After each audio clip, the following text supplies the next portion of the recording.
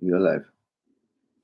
So, hi, Fight Vibe fans. It's me, Scott Patrick Farrell, up tonight, and I'm going to bring you live commentary and all the up-to-date action right now as I'm watching it right now in front of this screen, the WBA Heavyweight Championship of the World between Trevor Bryan versus Daniel Dubois.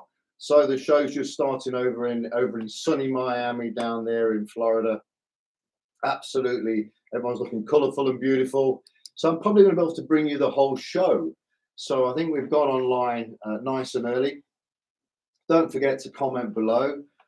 Hey, listen, guys, feel free to switch on your sets and watch this live. And if you like me and like my commentary and the way I do things, and I tell you this now, I'm doing things a bit PG at times. So if I say the word, a few F-bombs, it's only because I'm talking to you guys as far as down the pub with you having a pint. And that's where we're going to be, having a pint, discussing the fights. And it's going to be the WBA Heavyweight Championship of the World. So I'll take the action down in Miami right now.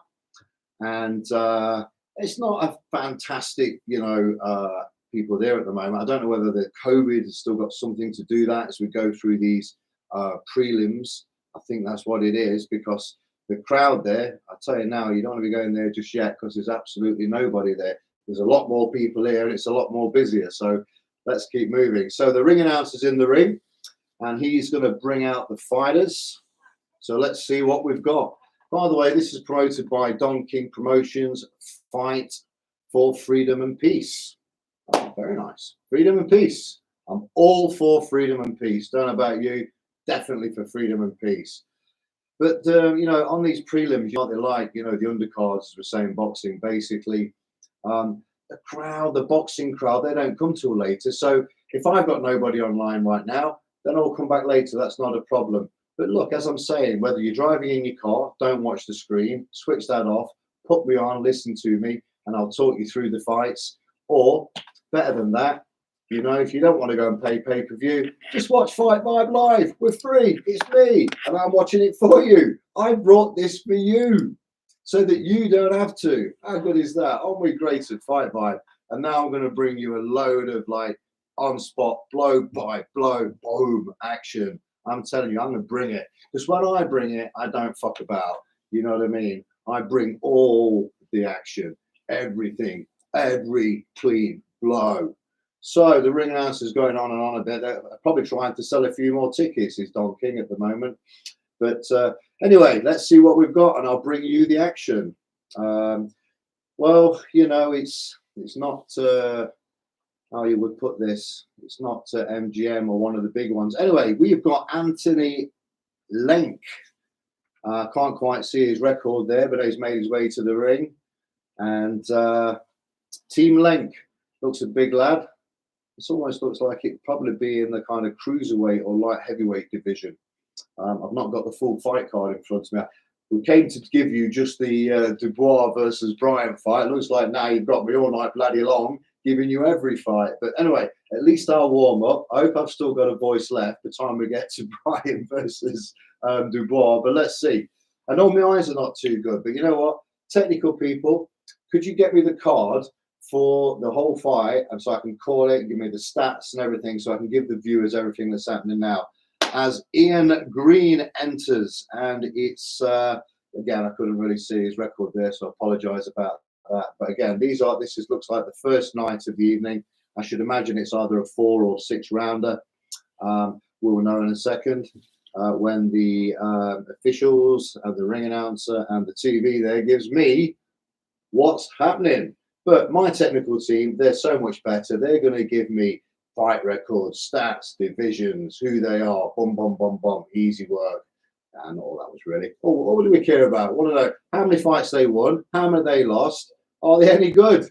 Is it worth watching? We'll see. Comment down below.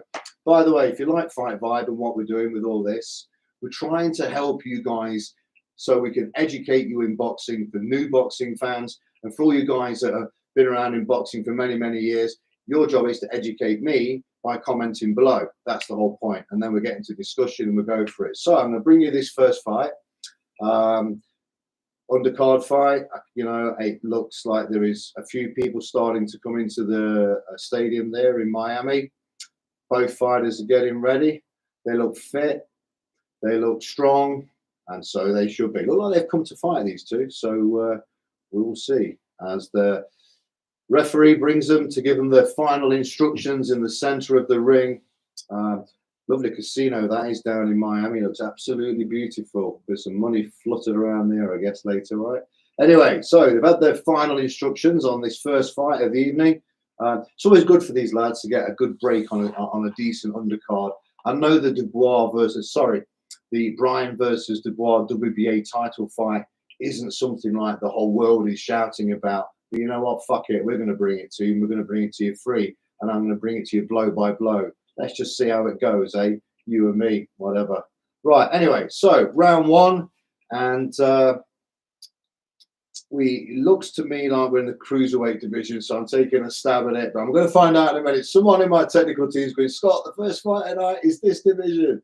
Anyway, very, very as expected as an opening fight. Just something very, jab, feeling around, just moving around. Not much action really. So let's talk about the Bryant fight, right? So let this one fly by, and I'll get you on the next one, because to be honest with the undercards, no disrespect to these fighters. If something good happens here, I'll tell you. And if I get information in a second, I'll be right on it. So anyway, so we're down in Miami tonight. We've got the WBA's version, okay, regular version of the heavyweight title, which is currently held by Trevor Bryan, promoted by Don King. Not seen a lot of Bryan. I think there was a few personal challenges there in there, but I'm not going to go into that. I'm not here to talk about that. Fuck that. That's his problems. I'm here to talk about boxing, fighting, and giving you all the news. So Trevor Bryan, let's have a look at him. So current WBA heavyweight champion of the world. All right. Also, he's an orthodox. His stance is an orthodox stance, so he's throwing out a lovely left jab there, boom, with that right hand power. He hails from New York, USA. He's age 38, and he's called The Dream. So Trevor Bryan, The Dream, and he is promoted by Don King. 22-0, so the guy has a perfect undefeated record, and 15 of those 15 of those wins coming by KO. Boom, gone. So obviously got some power there, but we know, some of the records, some of the people you fight. But I fought a couple of decent cookies with a tough chin, so he's where he is for a reason. Anyway, moving on to the challenger from the UK. Fantastic talent. This is Daniel Dubois, aka Dynamite, and he is Dynamite. This kid is awesome. Age 24. Also, he has the orthodox stance. Fantastic record, 17-1. 16 of those wins came by KO, by the way. They came by KO. His only one loss was to Joe Joyce. And unfortunately, that was a KO. And a lot said, oh, they moved up Daniel Dubois too soon, or this or that. Do you know what? Maybe, but I would say, you've got to fight what they put in front of you, right? And if you want to know where you stand at that moment in the division, then that was a good test. And he knew where he stood, and it's the heavyweight division. One punch, right, decides the fucking match. Done, right? Decides it. Who takes the wins and who takes the loss. That's what it is. That is boxing. Anything can happen on the night. So in the last time, Joe Joyce, sparks out Daniel Dubois. But since then, he's on a good, strong push coming forward. He's challenging for the WBA World Championship title. And you didn't want to really see this first fight in the first round. I mean, it's absolutely pants. So if you paid for it, I won't bother. But, listen to me instead. Let's talk about the main event. Daniel Dubois coming over from the UK, an absolute massive talent. And as we know, since Tyson Fury, right, has hung up the belts, retired, all the belts are now scattering around the planet, jostling for position. All these heavyweights are coming up, recently, not recently, but in July, you've got Pulev versus Chisora.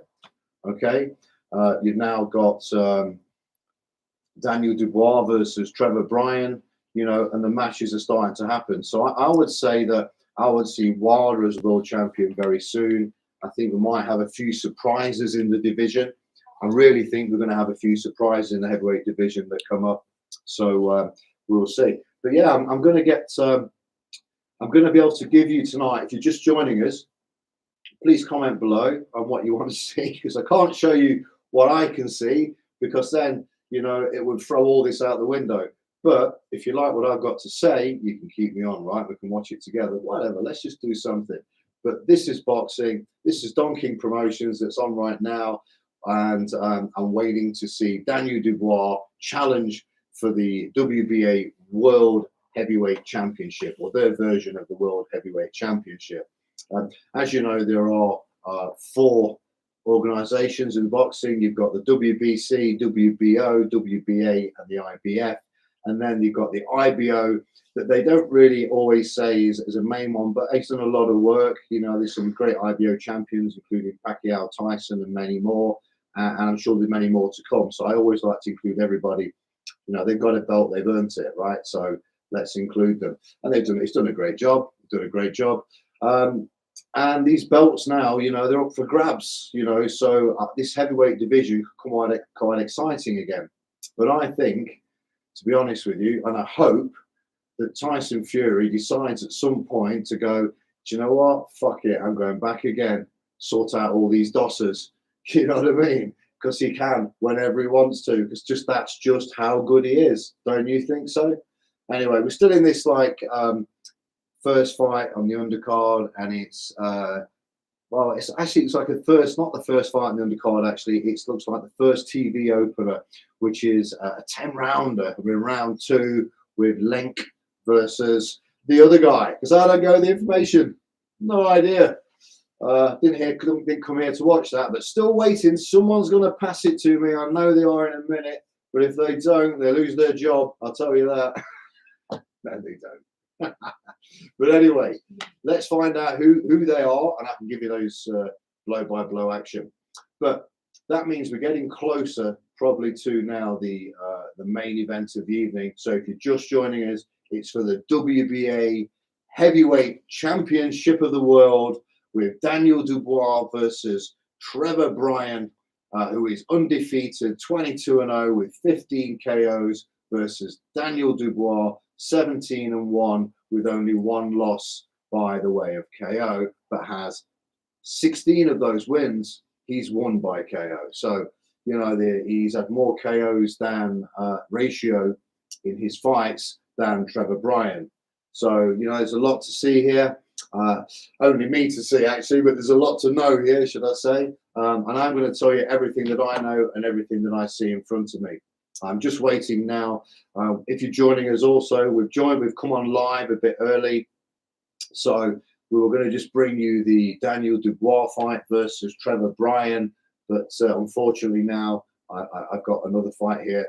I can't really give you who they are because it doesn't say on this streaming that I'm using to give you the information. One of them's called Lenk. All right, and then here we go. But anyway, my technicians are going to come through. Oh, we're going. Yes, so we have right now, if you're joining us, Ian Green versus Anthony Lenk in the middleweight division. I've got the best team in the world. Boom, here we go. As we go into round 3. So we have Lenk in the blue shorts and Green in the gold with some kind of tassels on it. And Lenk's a very kind of coming across right now. He's got a very low stance, very low arms, just kind of stalking his man Green. Green's just having a look, putting out a pouring jab. Lovely little uppercut there from Green. But Lenk's just coming in, mauling with the hooks non-stop. As a referee splits both fighters. And then a nice body jab there from Green. As Lenk looks around there, starts to move away, takes a look at his man, slips, circles his man. He's got his back to the ropes. As Green comes in with a low right hand, a short little left that comes in there from Lenk as they hustle on and tie up on the ropes. And the referee brings it. Oh, beautiful right hand to the chin onto Lenk from Green. Green goes again to the body as they clash a little bit. Green again with a right hand into Lenk. Lenk looks a little bit bothered now. He looked at the ref for a second there. There's something not quite right there. He's feeling it. He's not looking that steady on his legs neither. As Green bombs away again. Oh, he's smashing him, smashing the absolute fuck out of him. He is going in with those hooks, boom. As Lenk comes in, Lenk's looking nice, still in the game, he's moving. I mean, these two guys, you know, so far, you know, when I say it's an impressive fight, nah, but it's, you know, it's entertaining, all right? It's there, they're doing the work. They've got 10 rounds of this. We're in 1 minute 22 of round number 3 as Green puts another body shot in, jab from Lenk. Very nice jab there, actually. Jab down to the body from Lenk. As Lenk circles his man, he's moving well, he's rolling. As he puts in a nice right hand and catches Green straight in the chops. Beautiful fight. That was nice, that one. I like that punch. So Lenk's there, still stalking his man. Green looks like a bit of a counter puncher here. He's very pouring with the jab, like very pouring, moving around, just pouring, waiting for Lenk to kind of come in with a couple of combinations. He catches him every time on the way in, right to the head with an uppercut. But at that point then, Lenk again threw a few more hooks and got the busy of that exchange. So, you know, right now it's you know, it's not a bad fight. It's a fight that you know, that we have to watch. All right, simple as that. So anyway, Lenk's got his arms low. He's got everything coming in. He's pouring away with the jab, just pouring and pouring away. And then Green's coming back with the jab. There we go. Oh, Green catches him with the left hook. Very nice left hook. And then Green then kind of like, that's it, beautiful. He comes in again, and we've got to the end of the round. So both fighters, I'm not sure what's on the scorecards, but for me, they're pretty 50-50 fight. You know, there's not much in it. There's a little bit of action from time to time, but not much. As I go through the replay, it seems that the straight lefts that are coming in from Lenk, the southpaw, he's really like kind of catching Green quite well. But there's a lot of like, you know, very pouring shots and everything in that way, very pouring, and you know, it doesn't really work. So it's like always like that, you know, very pouring. Lenk trying, and every time he does that, Lenk tries to come on the inside up and throw those uppercuts. But when he does that, you know, you've got Green, and he's just catching him on the check hook as he comes in, catching him on that check hook. So to get ready to enter round number, I believe 4. I'm going to say it before they do, because I'm sure that's where we are. Well, they didn't want to show me, but I think it's round 4, and here we go. So, but a bit much of the same thing, really. Green's popping out the jab. The southpaw Lenk, you know, he's also popping out the jab. Hands are very high, you know, on Lenk, but Lenk is a very stooped fighter, comes in very stooped, elbows high and hands very high. So leaving a lot of this exposed. That's why Green's able to go underneath the elbows and into the body of Lenk. So, you know, there's a plan there as well on Green's side, getting some good advice from his corner. So that's good. And again, Lenk is very, very like, you know, hands high and elbows high, not really covering the body and doing what he should be doing. But hey, that's his style, right? I'm just saying from my point of view. Anyway, so that as they tie up again, the ref takes a look, pulls them apart. Green is gets him on the check hook, catches Lenk underneath the arm, and Lenk keeps pushing forward. Lenk's pushing forward, not bad. Slips a couple of the jabs. As they get into a tie again, and they start to get a bit. Oh, beautiful uppercut though from Green. Green comes in, boom, boom, straight onto Lenk. Lenk takes a good chin and another big uppercut from Green. Beautiful. As Green goes to the body with the uppercuts, very nice, very nice. But hey, tough fucker, this Lenk. He's a tough cookie, I'd tell you that. Again, you know, it's not one of those fights that, you know, that it's exciting, but I'll make it bloody exciting. But there's some decent shots going in, you know. They're working hard. They're not, you know, they both come to fight. And that's what I like to see. When I go to see a promotion and watch boxing, I want to see a fight, right? Like at least 50-50. I don't want to see a guy just always getting slapped out, done, or a complete mismatch. You know, you can tell this guy's like levels above the other guy. As you know, in boxing, you know, there are levels to this, right? One of the most famous things is where you think you are and where you actually are in that sport are very, very different until you're tested or you test yourself against the best. All right. So that. Anyway, as we get back to the action, and it's pretty much the same, really. Just throwing the odd jab, getting the hooks coming in. Green goes in with an uppercut as Lenk starts to move side to side. So Lenk being the southpaw, Green being the orthodox style. So Lenk really working off, obviously, the jab now with the right hand, just in case anyone here didn't know. And yeah, so a bit more of the same action, nothing much really coming. But you know what's good about this? Gets me a chance to warm up, gets me a chance to see you guys. And yeah, if there's anybody out there that wanted to watch Dubois versus Bryan, well, at least I can bring you some action right here, because I'm here and I'm here all night now, it looks of it. As we now finish that round, and we're about to go into round number 5 as both corners see to their fighters. I looked through some of the highlights. Yeah, a little bit scrappy. There's a couple of decent jabs going in and straight rights, right? A couple of decent jabs. Lenk is the shorter man. So, you know, he's kind of keeping his body low and he's punching up. You know, he's got to keep away from getting caught with the big swinging hands and hooks of everything that's coming in from Green. So, you know, Green seems to be noticing that Lenk's got his hands so high and coming in nice with those uppercuts to the body.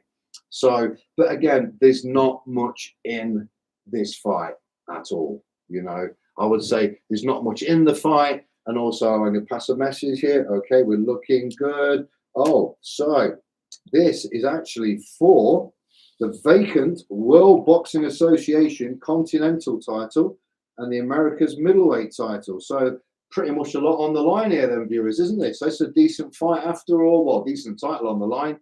And as we're in round 5, 2 minutes and 35 seconds to go of round 5, you have got Ian Green 15-2-0 versus Anthony Lenk 17-8-0 for the vacant World Boxing Association Continental, Americas and middleweight title. So some stuff on the line here from these two guys. Right, so let me give you the fight again. So southpaw in the blue is Lenk and the orthodox is Green.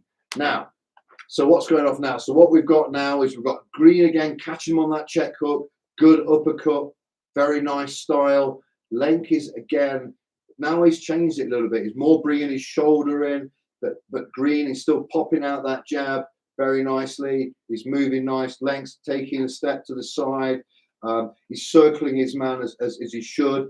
He's moving in the right direction for a southpaw, staying away from the big right hand of Green, because he looks like he's got somebody who can really throw a big, huge hook or uppercut as they clinch again and tie up in the corner. The referee splits them back to the center of the ring. A bit of same again from Green, very pouring, looking at distance. Looks like it's not an action-packed fight. It's not a bad fight as Lenk throws in a lovely straight left, pours away with the right jab. As Green then comes back with his jab in the orthodox stance as a left gets thrown by Lenk. Lenk's pushing his man, but gets caught again on the way in. Boom! You know, every time. And again, he gets caught on the way in. Lenk's on his, every time he comes in, he's just waiting. He's Green. He takes a little step back, rolls his shoulder, and bam, up with uppercut, and he's got his man.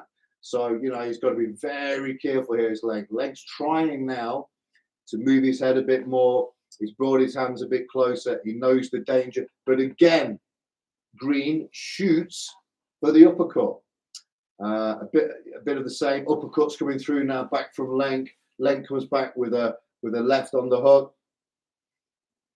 Lenk looked like he was going to change stance then for a second, but he didn't. He throws out the left straight. Starts now to try and work from a straight left as he works into a big man, and Green's a big man, the taller man of the two, definitely. As Green then starts to jab away at Lenk. Lenk still stalking his man. He's very game, is Lenk. He's like always pushing and pushing forward, whereas Green is always on the back foot and circling. As we finish round number 5, well, excuse me, I would say what I'm seeing right now is I'm seeing, you know, there's not much in this fight. You know, I think Green catches him well. Look at the replay. Yeah, Green with a lovely straight right there onto the chin of Lenk, and again into the body, but the bit tight, throw the left. You know, jab, roll, throw the left. So Lenk's also getting his success as well. But Lenk does seem to want to walk in. Sorry, he's a southpaw. He does seem to want to walk in kind of like head low and just side to side, you know, trying to keep his, and I think that's where he's getting caught on the uppercut, and having his elbows so high as well, he's leaving his body exposed. So Green's getting in there with a good uppercut to the body. I don't know what's happened now. This fight's just absolutely stopped in front of me. I'll see if I can refresh anything or if anything happens, but yeah. See, look, the problem is with streaming, this is not us. We're on, right? You can see me, and I'm going to bring you the Trevor Bryan fight. But even the guys that I've paid for this, right? I fucking paid for this, and to share to you guys, and then fucking work. You know what I mean? Fuck these guys. So you can watch me for free, and I'll give you all the commentary, and I don't charge you shit. And yeah, so I do. I'll try and get us back on and see where we are. Always things happen when you go live. You just got to deal with it. You know what I do is I just think, you know what, fuck it. It's me and it's you. We're here because we're all here to see, right? Daniel Dubois versus Trevor Bryan, right? So whatever happens in between, no one cares. So, oh yeah, they've lost their stream signal. Stream signal lost. It'll be back in a second. So, oh, might be coming back now. Here we go. Great fun this is, isn't it? So we are wherever they got left off. I can't fucking see that. Anyway, so we've got 1 minute 40 left in this round. 1 minute 40 left in this round, and I like it. It's looking good for either of them, to be honest with you. It's not a fight that's got me excited, to be honest with you. I mean, if this is the caliber of that title, fucking keep it, because you know it's all right. You know what I mean? Green looks like the more superior fighter. If you just look at the record, you can see that Lenk's been brought in to be more of an opponent to help Green push forward. Well, let's take a look. It's very simple, isn't it? Green 15-2-0, Lenk 17-8-0. Figure that out for yourself. Now, that doesn't mean that Lenk's a bad fighter, and this could go completely the other way, as I just saw Lenk there land a nice, lovely hook onto Green. But that's the way I see it. You know, Lenk's been flown in to fight Green as an opponent, and let's see what happens. But he's in this to win it, as we're in the last 40 seconds of round number, because I lost the link. I don't know what that is. Number 10, I think it is, or something like that. But I'll wait for the next round anyway. But it's could even be the final round. I fucking hope so. But it's one of those fights that it's okay. You know what I mean? It's like if you got a show, you want a decent fight. Yeah, this is all right. You know, it's a distance fight, so you know, we need a few knockouts now to make this a really, really good show. But this is not over yet. You know, anything can happen in boxing. So as we start to finish the last 5 seconds of whatever the fuck round this is, it's pretty much of the same. The southpaw coming forward and Green moving quite well. Uppercut, check hook, right cross. Uppercut, body, check hook, right cross. Just countering. Yep, so we're going to be going into round number 7. Yay! Fantastic. I love information. There's a lot you can do with information.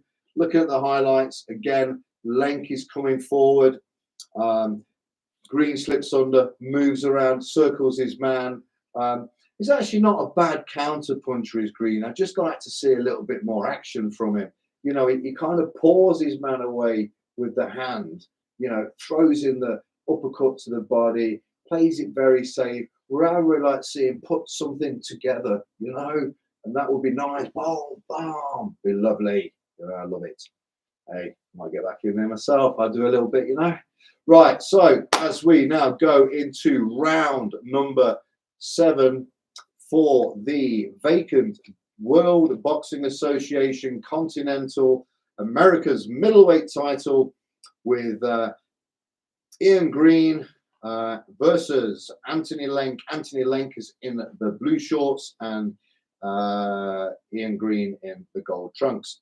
So you can't see that, but I can. But if you want to know, you might as well know. You can picture it in your mind, and off we go. So 2 minutes 35 seconds into this round, pretty much the same.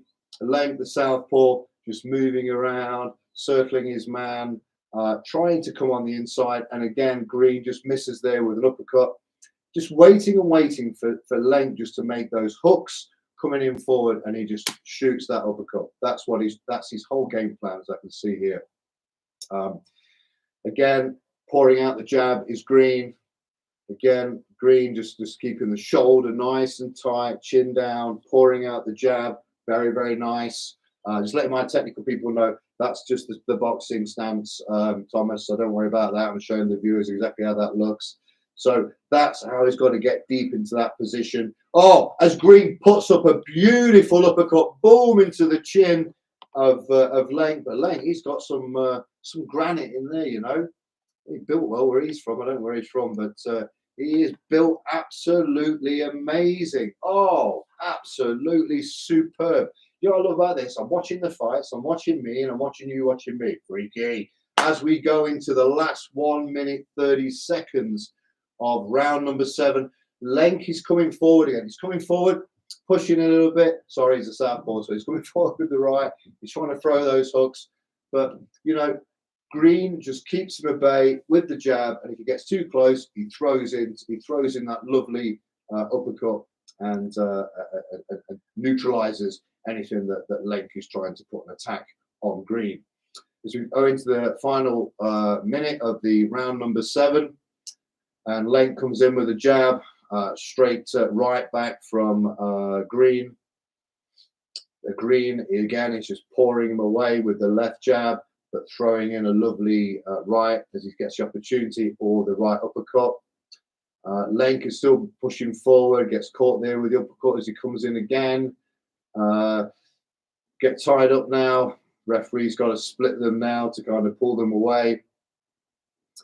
You know, it's not a great fight. Again, as I said, it's a decent opener, I guess, or a decent opener in the for the TV fights. I like that about it. You know, you may disagree, and that's what it's for. That's what we all do, right? You don't have to agree with me. This is all subjective, so it is what it is. But, you know, it's a fair game. It looks to me like it's going to go the distance. I don't see the action really firing up. It's pretty much the same. It's Lenk coming forward. It's Green just stepping back, uppercut, pouring the jab, keeping the distance, uppercut, check hook, you know, and getting him a couple of times with a straight right. So, excuse me, on the highlights, I'm looking at the highlights now. You know, there's an odd time where Green catches him as well with the hooks in as they get tied up. Lenk, you know, tries to keep his head moving. You know, he tries to do something. He's a game guy, and you know, he's in this. It's a close fight.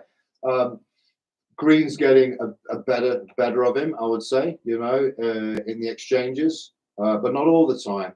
And Lenk, you know, he could make mistakes. You know, he's just there. He gets caught. Green does straight with a straight left. Boom, boom from Lenk. So, you know, 50-50 fight.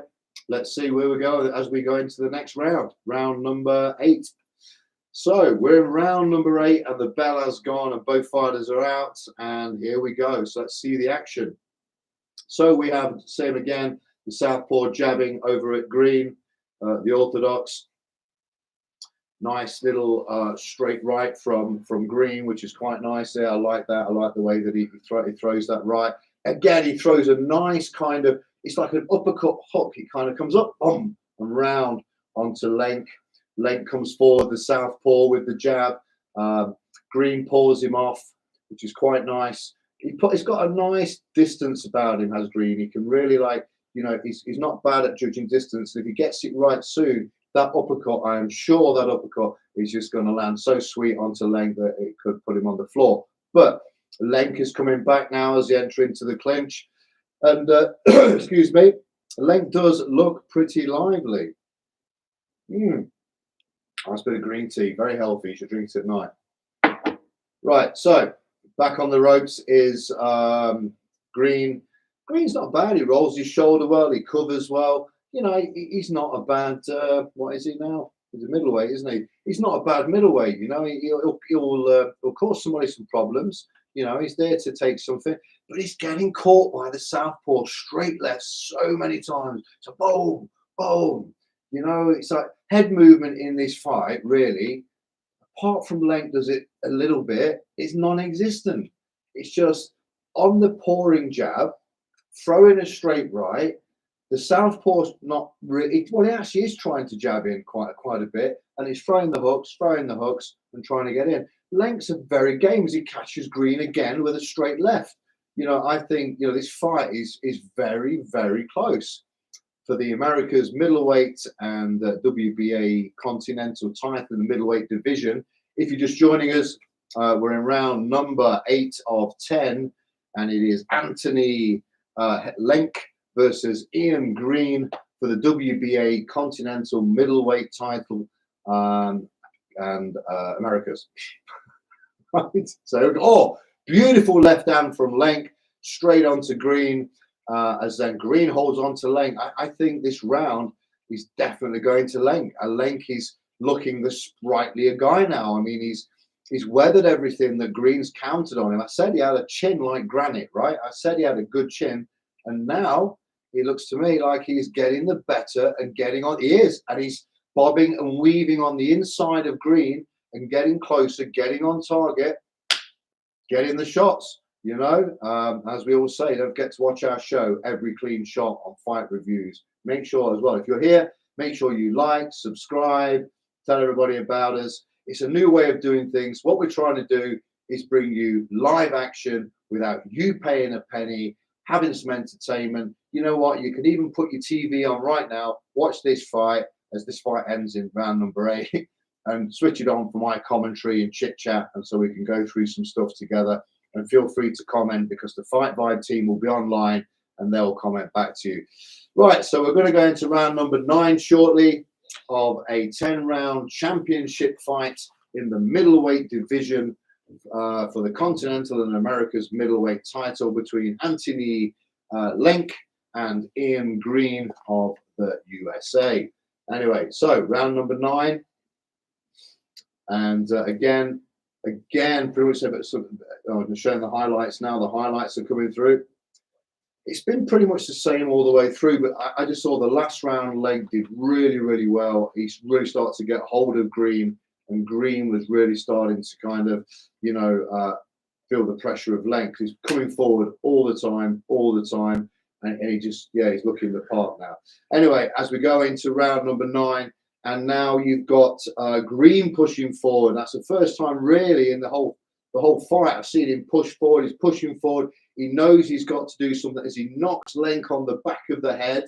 Lenk not too happy about that. Says to ref, what the fuck is that all about? So that's going to be sorted. As Green moves around again, Lenk catches him with a jab and a jab to the body. Lenk's doing a good job.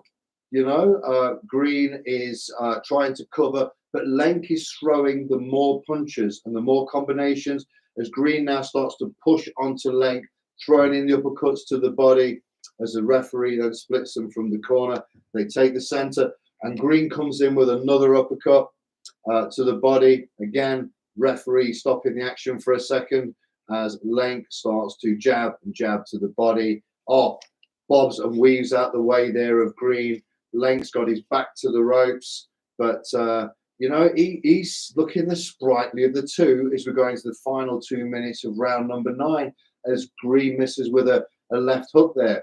And a nice uppercut and right hook back from the southpaw Lenk as Green pushes Lenk down on the ropes here in round number 9. Still trying to push forward. I think Green's thinking, hang on a minute, I've got to start forcing the action now because I could end up losing this. And this, beautiful. For a southpaw, lovely. Straight jab to the face, boom. left to the body. Oh, as then Green come powering in. Oh, and Green's powering on his man now. He's throwing bombs, hooks into the chin. The body of Lenk is smashing him absolutely up. Uppercuts are coming in. You've got Lenk now. He's like leaning on his man. But again, he's weathered that storm as we enter the final minute of round number 9. Again, Green's bombs are flying. He's thinking, I dare not leave this to the scorecards because shit, I didn't do enough in the early rounds and someone could mark this another way. So Green's he's powering on the pressure now, and Lenk's got his back to the ropes. He's looking the tireder man now as the arena starts to fill. And again, power from Green, looking nice. But Lenk, again, he's come out, weathered the storm as we enter the final 30 seconds of round number 9. I have to look down here, look up there, see you guys, see what's happening here, and give you the action. Boom. And we're in the final 15 seconds of round number 9. So he weathered that storm, did Lenk. And he's coming back with his own straight rights, his own in concession. Boom, boom, onto Green. Oh, it's putting up to a nice little fight last couple of rounds here. Very nice work. As Lenk pushes back on his man, this guy has got a chin like an iron ship. You know, you're never going to sink this guy. Anyway, round 9 finishes. Close fight. I thought Green was going to try and stop his man then, and I think that was the plan. I think the corner said to Green, listen, this fight's close. It could probably, you know, slip away from you here. Get out there and force the action and get on your man. So he did that, and Lenk weathered the storm again, you know. And then towards the end of the round, he finished the strongest. And I'm watching it now on the replay as Green is throwing those bombs into the body, you know, and he's fighting it, and he can see, and he's breathing heavy. He's thinking, I'm giving this guy all I've got. It's like hitting a piece of iron, you know, and Lenk's in it. Anthony Lenk, absolutely great. 17-8-0 versus Ian Green, 15-2-0. As we enter the 10th and WBA Championship round, here we go. Let's see what happens. I'm going to bring you all the action again right now. If you're just joining us, my name is Scott Patrick Farrell. You're on Fight Vibe Live, and we're bringing you live action from Miami. And here we go in the 10th round as the same thing now as Lenk starts to pour out the right jab. Very nice. And again, all that he's doing is Green is now, he's just walking forward with his hands up, right? While Lenk's kind of like just skipping around.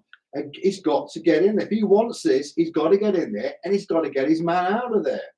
You know, close fight. I mean, look, I think, to be honest with you, I think Green's going to get it, but I wouldn't be surprised if Lenk gets the nod. You know, it's just it's that close. Well, excuse me, I see it that close because a lot of these punches have skimmed off the arms, the head, the gloves. You know, so as again, Green is pushing forward. Lenk is just still working, sprightly on his feet, looks good. You know, he's a game guy. He came here to win. Whoever picked this opponent, I bet he's shitting himself because he's absolutely here in it to win it. You know, I don't think he is going to win it, but hey, upsets all the time. I would say, oh, low blow there from Green for sure, but the ref didn't see that. But I know for a fact that Lenk felt that right in the bollocks. Anyway, he carried on because this guy must have steel balls and a steel head. This guy is rock solid. Don't meet Anthony Lenk in the street and pick a fight with him because you're going to be fucked up. Anyway, as we're in the last 1 minute, 20 seconds of the final championship round for the WBA middleweight division, Continental and America's title. And we have Green now being pushed into the corner more by the shoulder of Lenk as the southpaw then. Each man just staring each other down as Green throws a jab. Lenk still looks quite sprightly, catches him with a check right hook, being the southpaw, as then Green leans on his man against the ropes. Then his nice little pouring jab coming out there from Lenk as he sets his man up. And he's very game, is Lenk. You know, he's the smaller man in height, but he's very game and he's done a good job getting underneath and out of the way of the longer, taller, rangier man of Ian Green. So, you know, he's in it to win it. The final 30 seconds of this championship fight. I don't know what to say. I just think it's going to be. You can comment. Who do you think's got this? I would say that Ian Green could take it, but I wouldn't be surprised now if Lenk's taken it. He's forced more action. He's pushed forward. Yes, some of the cleaner shots did come from Ian Green, but it's been a bit of a 50-50, bit of a, you know, 50-50 fight, you know, to and fro as we finish. Well, here it is. Well, it's down now to the judges. Let's see what they've got to say. What can I say about that fight? It started off pretty much, you know, quite slow and stuff. But excuse me 1 second. One thing I need to do. Can somebody get me a lovely cup of green tea and hot to keep my voice going? Because I don't think I'll be on live this long. Sorry, guys. Got to keep this going. Let's see what the anyway. Here we go. And more notes. Here we go. Right. So let's see what they've said for the decision of the middleweight division, WBA Continental America's title between Ian Green, 15-2-0, and Anthony Lenk, 17-8-0. Both of the corners. Well, the judges taking some time to make their decision there. I wouldn't be surprised if Lenk's nicked it, to be honest with you. You know, Green's there. He's got R.I.P. Mum. My condolences there, Mr. Green, and God bless, and R.I.P. myself. But let's see what the judges say now. Let's see what they say. Lovely to see that when fighters and everybody remembers family and keeps their memories alive. I'm really, really, really proud and great to see that. Anyway, so there's a lot of people speaking. This is Don King Promotions after all. But nothing, not saying anything out of order. Keeping it all nice and clean on Fight Vibe. But we all know sometimes the way things go. I wouldn't be surprised if Lenk has nicked this fight. So, you know, it's one of those ones where if it's happened, it's happened. Good for the kid if he has. I mean, Green's got the better record and probably would get the better TV fights and bigger money if he's got the decision. You know, he's the better man to take forward, obviously, commercial-wise. You know, but Lenk, to be honest with you, he's 40 socks off. For him, this was his World Cup final, World Championship fight all rolled into one. So anyway, we're about to have the announcement, and as the announcer takes the center of the ring, and we have Lenk now just taking off the last of his glove. Looks pretty fresh. Tough boy, that guy. Chin like granite. You know, that's right. You would not want to walk into that guy, you know, and pick a fight with him. I'd tell you that now. You need a lot more than these to put him away. I tell you. Anyway, tough boy. Just trying to get the glove off. The referee's there saying, "Look, I can't wait any longer." But also Green's having a bit of trouble with his gloves as well. You know, this happens a lot. You know, because obviously you sweat, it swells. The tape, the bandage, everything that goes in with the glove. So, you know, it's very, it can be a bit tricky. Anyway, so we've got Green's decided to think, you know what, I'm done with it. And he's got his, and the winner, yes, and I thought it would be Ian Green has taken the championship. I'm not sure what it says on screen, whether it's unanimous decision, split decision, or majority. I would imagine it would go as a UD, but we shall see. But, you know, it was an entertaining fight. If you're joining me right now, it was quite entertaining. You know, Ian Green versus Anthony Lenk, there were some good bits to it. You know, it wasn't a great fight, but there's some good bits to it. I think that Ian Green got lucky, to be honest with you. You know, I think he thought he would get his man out of there a lot sooner than he did, because he didn't get him out of there. And, you know, he's going to speak now to one of the reporters there that's at ringside, to the Don King Promotions, who's asking about the fight. And I'm pretty much going to say that, you know, he felt comfortable, he did what he had to do, he had his game plan. I mean, that's what I'd say. Really, he did have a game plan. He did do what he had to do because he's got the W. But in my opinion, he didn't do enough, and he should have done more, and he should have got Lenk out of there. But Lenk showed he had a lot more skill and a lot more fucking toughness here.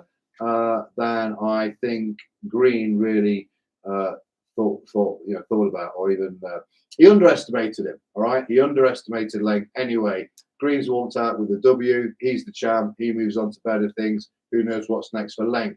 But I'd say if everybody's watching now, promoters out there will be looking at the guy thinking that's a good test for my middleweight, because you know what he lacked in a little boxing skill and finesse from time to time, it got better in periods. But the guy is as tough as nails. And he's a guy that, you know, he could nick a fight, you know, he could do it. He's one of those guys. Don't forget, I don't like in any fight sport at all.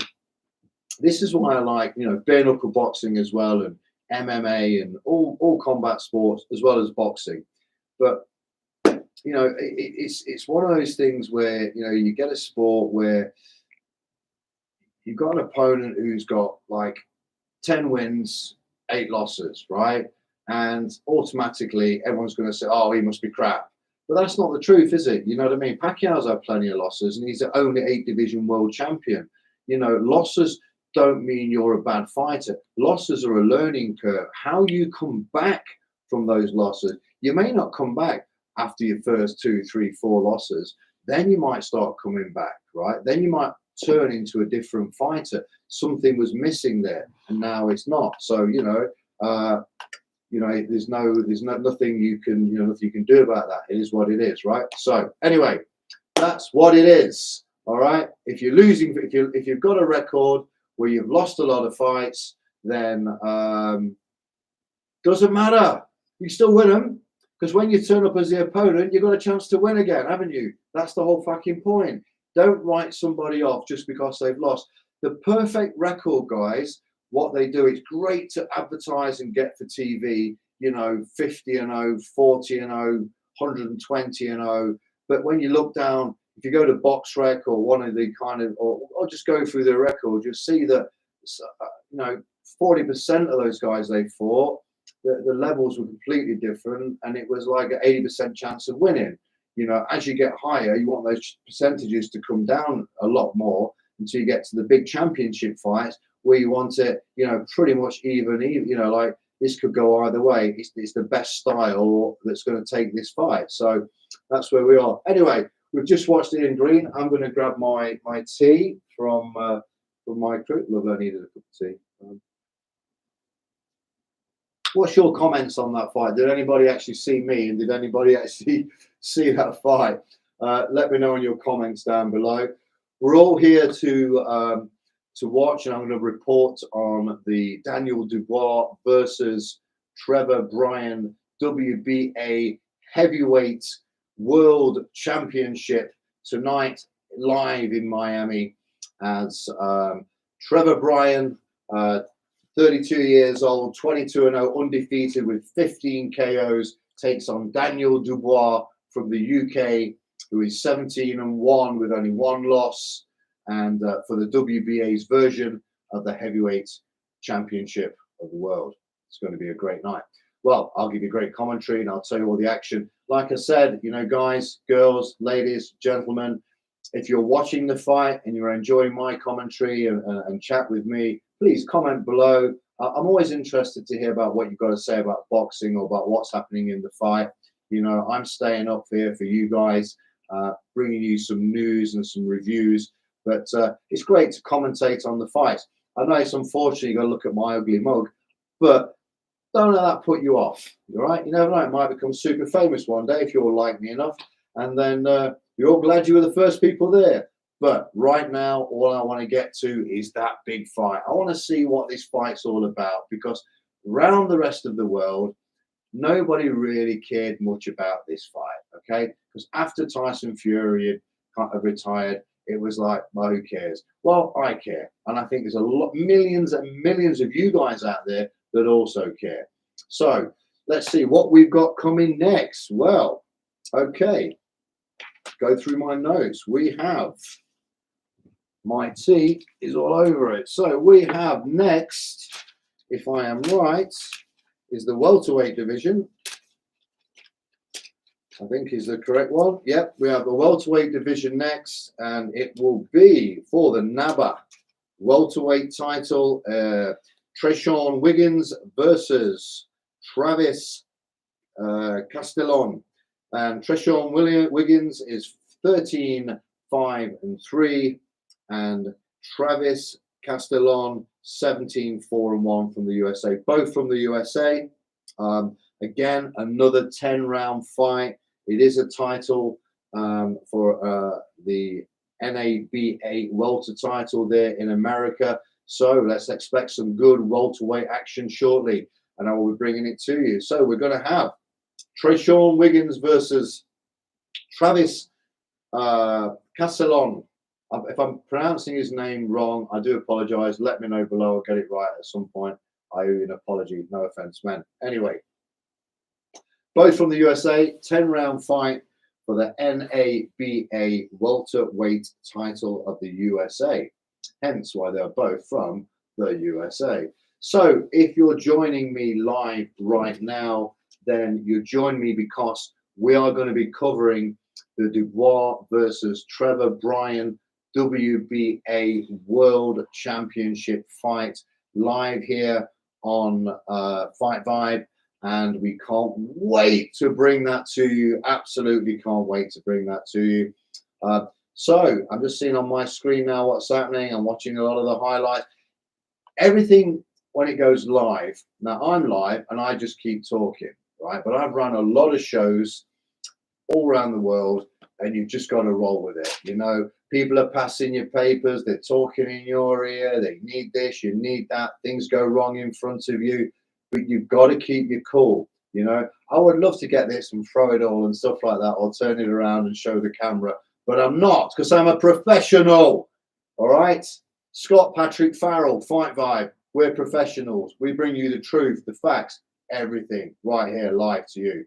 Anyway, I pay for this, so you don't have to. So everyone just give me a little bit of a like to say, hey, thanks, Scott. Thanks for paying for it. I know we still can't watch it, but I like your commentary. You're bringing us the fight. And what I'm going to try and do is I'm going to try and bring you the energy of the fight, right? So, you know, I'm not going to be some guy on YouTube that's going to sit in a chair and go, left down, right down, left on, left on. Fuck right off. I'm going to give you the energy blow by blow, let you feel it, look at it. I'll even throw a few myself, because if you're new to boxing, you might need to know that, right? Let's see. I don't know. We'll see. Anyway, so we're waiting for the action. I just got to let my team know as well that I need to know who was in the red corner and who's in the blue corner. Nobody seems to want to do that. I think they're trying to fuck me up, but that's okay, because I think it's funny. And don't get me wrong, it's Saturday night. It is Saturday night. And I'm here, and we're live on Fight Vibe, so that's what it's all about. It's the Fight Vibe, baby. Yeah, it's love, it's peace. I mean, look at this show. It's fight for peace and love. Huh? I think that was right, wasn't it? Something like that. Anyway, it should be. Why not? Great name for a show. Fight for peace and love. We should all fight for peace and love. I fight for peace and love every bloody day. I do. There we go. Right, so anyway, the commentators are talking there. They're trying to kind of stall the audience just as much as I'm stalling you. But the thing is, they won't tell you that we will on Fight Vibe. We'll say that Scott's just talking and talking and talking, because obviously the fighters are not ready. It looks like the arena is like quarter full, you know, at best, I would say. So whether that's going to kind of fill up towards the main event, which it normally does in boxing. Boxing is, in history, it's a late crowd. You know, not many people turn up unless they've got a special interest in the undercards for the undercards. They only know the names that are advertised all around the world. So on that note, I'll take a trip. Does anybody drink green tea? Anybody drink green tea? Please comment below. This one's green tea with mint. Absolutely great. You know, take a sip. It changes the whole feeling of what I'm doing on Fight Vibe. It's beautiful. Right. So, tail of the tape. So let's have a look. Yep. And we've got notes here. So we have the NABA welterweight title. And we have Wiggins at 32 and Castellon, who is 30. Similar reach. Both weighed in within 400 grams of each other. And we have Wiggins with the record of no idea, because I've been past the wrong one. So now we have Wiggins was somewhere, and I don't give a fuck about these pieces of paper. These guys are fucking me up all night long, I tell you. It's like working with, and I don't know who's working with me. Yeah, they're fucking trying to screw me over. Anyway, right, so we got Wiggins, age 32, 5'11", reach of 71 inches, is that right? 72 inches, and he weighed in at 146.4 pounds, and the screen's gone, and my information sucks balls. So, but I will try and find it. Let's have a look. Oh, there we go. Right, and we're back. So, we have Treyshawn Wiggins from the USA in the red corner, and we have Travis Castellon in the blue corner. And the fighters should be making their way to the ring very shortly, and we'll take it from there and see what happens, eh? So, welcome to Fight Vibe. I'm Scott Patrick Farrell, and we're live. Looks like we're live for quite a few fights tonight because I came online to give you the Dubois versus Trevor Bryan World Heavyweight title fight. And instead, we're going to be calling the show all night long. So people are running around everywhere, passing me pieces of paper saying, oh my God, it's this guy, it's that guy. But we're live. We're not panicking. Well, I'm not. I'm all right. I'm here. I'm just going to chill. I'm going to bring you all the blow-by-blow action, anything funny that I see, and I'm going to say it to you. Because I brought this so you don't have to. But I'm not stopping you watching the telly and watching this fight. If you can find it anywhere online or something, why don't you watch it? All right? Turn down the volume and then listen to me. And let's watch this. Let's watch this and comment together. Okay, Mark Litchfield, the ring announcer, Litchfield, sorry, is now about to announce the fighters. So, the arena down there in Miami is, yeah, you know, it's yeah, exactly. Not really much to talk about. Not bad, not great, but it's boxing. Look, they've got a boxing ring. There's two fighters going to be in it. As Travis Castellon enters the ring from the USA, 17-4-1 in the blue corner, in the black trunks with the gold trim.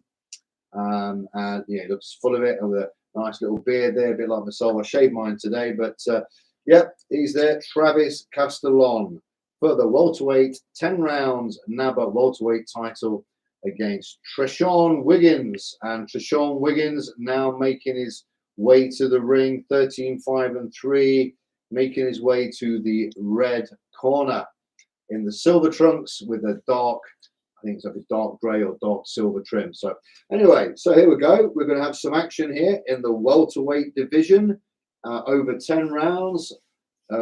Wiggins in the silver and Castellon in the black. And we have Wiggins in the red corner, and we have Castellon in the blue corner. So here we go. As ring announcer pulls out their records and who they are and announces to the crowd, and the crowd is actually starting to pick up now, to be honest with you. Someone's gone out there and half-price tickets, let's go, let's get in. Anyway, so Castellon, the blue corner there, he's looking very focused, very got his game face on, he's ready. You know, he looks good, he looks really, really up for this as Castellon. Just a tough cookie in the black trunks with the gold trim in the blue corner is Castellon. 17 wins, 4 losses with 1 draw. Now, as we go across to Wiggins in the red corner, in Castle Boxing, Treyshawn Wiggins, 13-5-3 in the silver trunks, and I think it's like a dark grey or green trim. I can't quite make it out, but anyway, Wiggins again looks up for this. You know what? The last fight was a good 50-50 fight in the end. It started slow and picked up as we got into the later rounds. Let's see what we've got now as both fighters are in the center of the ring, given their final instructions by the referee. So I'm going to give you this blow by blow. Right, so here we go. We have Castellon the blue corner and Wiggins in the red corner as we're about to start round number 1. So here we go. The bell is about to go. The ref is asking if the fighters are ready, the judges are ready, and the bell has gone, and we are in round number 1. And we have Castellon there, the southpaw stance, coming in, but he's just getting picked off by Wiggins. Wiggins looks very awkward with his elbows there, but he's coming in with the hooks. Castellon, the southpaw, he's kind of jab his way in, but everything looks very, excuse me, very, very tense right now with very stiff. Again, head movement's not there from either fighter as Wiggins pours out his jab. So they're both southpaws. If I'm right here, I'll have a look. Yeah, I am. Yes, I am. Yep. And Wiggins pretty much looks more a bit like a counter puncher at the moment. Castellon is more forcing the action, trying to bully his man, but he's hitting him a bit on the back of the head. A bit of warning from the ref there. As again, Castellon is going in, just jabbing into that body, and then almost like falling over himself. You know, it's a bit odd, a bit of an odd style, but you know, when he's looking composed, looks a decent guy. He's there with a jab and trying to throw a nice overhand left onto Wiggins. Wiggins looks very cool and calculated in this first round, more like just feeling out his mouth, feeling his distance as he pours out a nice right jab with a lovely left hook into the body. Seen a couple of southpaws tonight. Oh, boom, gone. Whoa, what an absolute, as I'm talking to you now, bang on the chin, Castellon has gone. Are you watching this? Was it a straight right? Was it sorry, a straight left? By the way, he's made the count. Oh, he gets hit with a straight left. Boom on the chin, rocked him to his boots. I think the ref's going to have him out of there. 8 count or not, that was on the chin. If he tries to take a step forward, he's going to fall on somebody's lap. No, the refs let him carry on. And he's in bombs flying in. There's nothing coming back, ref. It's off. The ref waves off the fight. Winner done is Wiggins. Treyshawn Wiggins takes the NABA welterweight title in the first round. First round done. Boom, bang. And Travis Castellon is a travesty and gonzo. So, very elated and happy Treyshawn Wiggins there as he goes around the ring and the ropes and banging on the ropes, let people know, yeah, I'm here, I did it, you know, I smashed him up. But, you know, let's make sure the fighter's all right. Yep, the fighter's fine. So Castellon's on his stall. Very early night's work there for Wiggins. Do you know what I do right now? You're in Miami, mate. Might as well go out, you know, have a pint or two, enjoy yourself. Well done, son. It's always great to get an early night. So as I was saying earlier, you know, we brought you here on Fight Vibe Live to show you Dubois versus Trevor Bryan, and I'm now calling all the other fights as well as that. So I'm just going to bring you some action. I got a couple of southpaws there going toe-to-toe in the welterweight division for the NABA welterweight title in the USA in Treyshawn Wiggins versus Travis Castellon. And Castellon gets stopped in the first round by Wiggins. Sorry there. So they take the gloves off Wiggins. We know who the winner is. So let's talk about tonight's fight. Who have you got? Who have you got? Do you think Daniel Dubois can take the title from Trevor Bryan? Is Trevor Bryan as mean and a machine as they say he is? I don't know. You let me know down there. Do you think Dubois can take it? Who have you got? Dubois or Bryan? Let me know. Who you think is going to be WBA regular world heavyweight champion tonight? I want to put your comments below. Excuse me. Anyway, back to the action here. Oh, the action just finished very, very quickly. As Treyshawn Wiggins has become the NABA welterweight champion of the USA. And you see hands raised there by the ref. And yeah, early night for that guy. They call him Trigger, and he was definitely trigger happy. Beautiful straight left, absolute smasher. Just took him out. Boom. You know, I'd love to have. You know, I'm an orthodox myself, but I'd love to have a lovely straight left. I've got one, but not as good as that. Pretty good fight, you know. But he's shown he's got some skill. He was a little bit tense to begin with, but then when he showed at what power he had, you could see that he was too powerful for Castellon. So anyway, there we go. Green tea time. Oh, so nice. I bet you'll want to have one now, don't you? Okay. It's great. Love it. Very fresh. So now there you've got Green in the ring, and he's happy with himself now, obviously, because he's the new champ, and he's got an early night, so he can go and do what he wants. Right? He's finished. His night has finished tonight, very early, and he's dealt with Castellon, done the job. He's the NABA welterweight champion, the USA, and now he's actually spent more time now talking on the mic with one of the hosts for Don King than he actually has in the fight. So that'll show you something. Was his opponent that quality? I don't know. It was a great punch. You know what I mean? A punch like that, a straight left punch right on the chin like that you don't see. You know, I think Castellon looked game. You know, he looked like he'd come to fight. There was no diving there. He beat the count. He got up. He took a slaughtering of barrage of punches, and he still wanted to continue until the ref said no.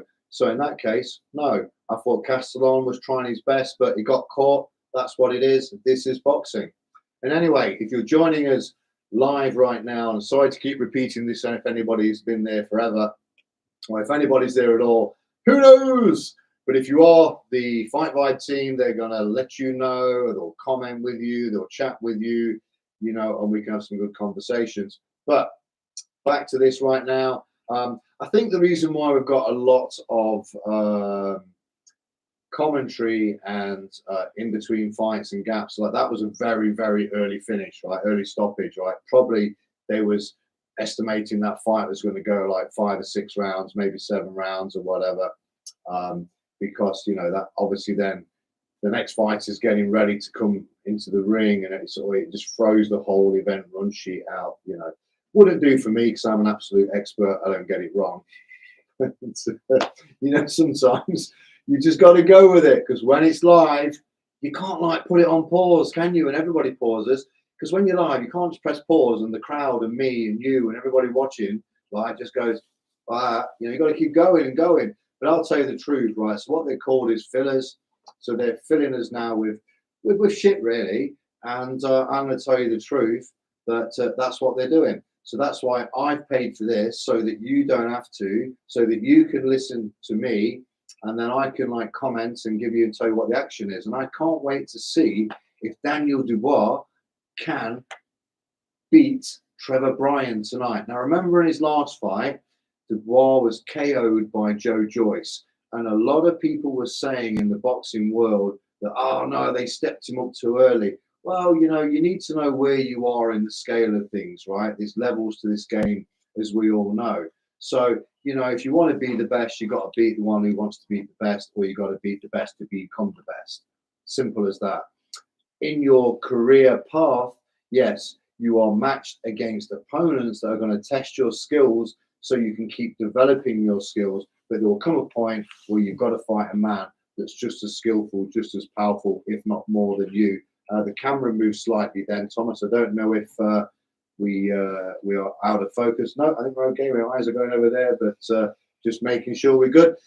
What we do at Fight Vibe, you see, we keep it real. We'll let you know that, you know, we've got people here working with me. We're all doing certain bits. So anyway, let's see what's next. Right. So next we have in the cruiserweight division, before we get to the WBA heavyweight championship. In the cruiserweight division, 10 rounds, again, another NABA cruiser title. And we have Johnny Langston versus Isaiah Thompson. Johnny Langston, he is 10-3-0 from USA in the red corner. And his opponent is Isaiah Thompson. He is 6-1-1 from the USA in the blue corner in the cruiserweight division. Now, it's actually quite interesting because, you know, in the USA, the cruiserweight division has never been really a division that really excites, you know, the American boxing fans. Please comment below if I'm wrong on that, but that's, you know, it's more been like a European, British, and Russians that really have built huge cruiserweight champions. Anyway, as we get ready, we have. We don't actually have the fight that I said that's coming in. We now have somebody else. I've got no idea who this is. Anyway, Ryan Wilson came in for some reason. For some reason, Ryan Wilson has come in, so that must have means that there's somewhere the card got changed. Like I said, everyone's trying to fuck me right up tonight, but I'm not going to let them do it. We'll stay on track. Right, so Raynel Medros is now on. So there's no point in me looking at this because the whoever wrote this down wrote it fucking wrong. So let's get back to the action again, and I'll make it as I go along because we're here to watch Daniel Dubois versus Trevor Bryan for the WBA World Championship. That's what we're here for, and that's what I'm going to bring you. So I've got no idea what fight this is going to be. Let's have a look. Absolutely none. All I can say is it must be a filler because it's not on my card. Anyway, I didn't expect to be doing any of this. Let's see. Right, what we got? Here we go. Oh no, and we have another. It is a filler. You see, I told you, when you are running a live show and things go wrong, you need fillers. And these guys had what you call ready a swing fight. So this swing fight's now ready to jump in so the rest of the broadcast can run to time, well, hopefully. So who do we have? We have, I don't know who's in the red corner and who's in the blue corner, but we have Raynel Medros. Now, he came out first, so no, he's in the red corner. And then we have versus Ryan Wilson, who is 1-0, I think, versus Raynel Medros 6-0. It's a filler fight. Looks like it's 4 rounds. I don't know how many rounds it is, doesn't say. But who really gives a fuck? If it's a filler fight, it ain't going to be that good, is it? But we'll watch it and we'll see. Let's see what we say. It's boxing is boxing. I'm going to sack my team and get a new one for next week so we can have some real punchy information that's got it right. Whoa! But don't worry about it. You know what? I won't really sack them. I love them always messing around. I'm playing with them as they're playing with me.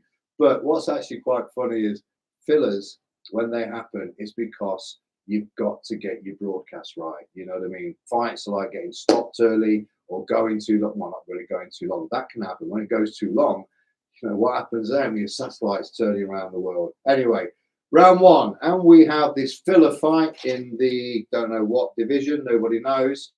Raynel Medros versus Ryan Wilson. Raynel Medros 6-0.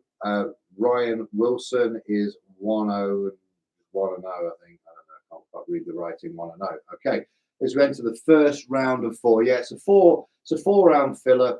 Hey, look, the lads are having a good night. They've got to fight live on TV, and they've also got the pleasure of me commentating on them, which I think is absolutely incredible, right? I'll be so proud of myself if I knew that Scott Farrell was commentating on me. Woo. Anyway, here we go. Right, so into the ring, and we have, I think it is Medros there on a nice jab. Oh, lovely double jab there. Very nice. Actually, you know what? These guys have come in as a filler fight, and they're already starting to throw bombs. I don't know too much about the fighters. I don't know absolutely anything about these two guys. It's a filler fight. You know, all I can tell you is that Raynel Medros is in the red corner. Ryan Wilson's in the blue corner. I'll find out at the end of this round, you know, for sure, and give you and I can kind of make this a bit more accurate, because right now I'm just pretty much giving you a load of crap. Anyway, so let's start giving you some good stuff. You know, filler fights, 1 minute and 30 in. I think it's Medros there with some nice hooks, some nice shots to the body, straight right, absolutely great as it moves forward. I like that. Yes, a Medros again coming forward. You know, really weird, these filler fights. Hardly worth talking about, to be honest. Let's talk about the WBA championship that's coming up. I mean, Daniel Dubois fighting Trevor Bryan for the WBA's version of the heavyweight title. How fantastic is that? Right, great for the kid. I will really hope. I mean, look, I'm not going to be on Bryant. I'm not working for a network. I'm working for Fight Vibe. And we'll tell you the truth. We can have fans. We can have our favourites. And my favourite tonight is Daniel Dubois. I want to see Daniel Dubois go in that ring, knock out Trevor Bryan, and take that WBA version of the heavyweight world title straight back to Blighty. You know, why wouldn't I? I'm British. You know, I support my own. I love the guy. I love boxing. I love everything about it. But I want to see Daniel Dubois go there tonight, kick Trevor Bryan's ass, and be WBA World Champion. You know, a bait. It'll be a version of one, but he's a champion, or it'll create bigger opportunities for the lad. And I want to see him do so well. So, filler fight still on. Got no idea what's going off there, but, you know, who cares, to be honest. Good for the lads. You know, they're boxing away and they get to be on TV, and, you know, they probably didn't expect that was going to happen. Especially the guy at 1-0. It must be his Christmas. They've got through the first round, and it's round 2 as the ring girl dressed in some kind of yellow flowery thing. Must be in some with this boxing for peace, fight for peace and love, freedom and peace. There we go, freedom and peace, fight for freedom and peace. What a lovely name. You know, we all do that on a daily basis, don't we? Fight for freedom and peace. I know I do in my sleep. So anyway, round 2. Yeah, a bit of. It's not really worth me commentating on, guys and ladies and gentlemen. It's a filler fight, right? It's a filler fight. It's a 4-rounder filler fight while everybody gets ready for the next guys. If there was anything exciting in this fight, and I was like, "Wow, shit, we're about to see the next Manny Pacquiao or Mayweather," then I would tell you. But I can't see really that happening at all. So, yeah, let's see. Let's see. I'll keep you entertained with something else. So, come on, I'm asking you viewers again. Who is going to take it tonight? Daniel Dubois or Trevor Bryan? That's what I want to know. All right. Who's taking that title?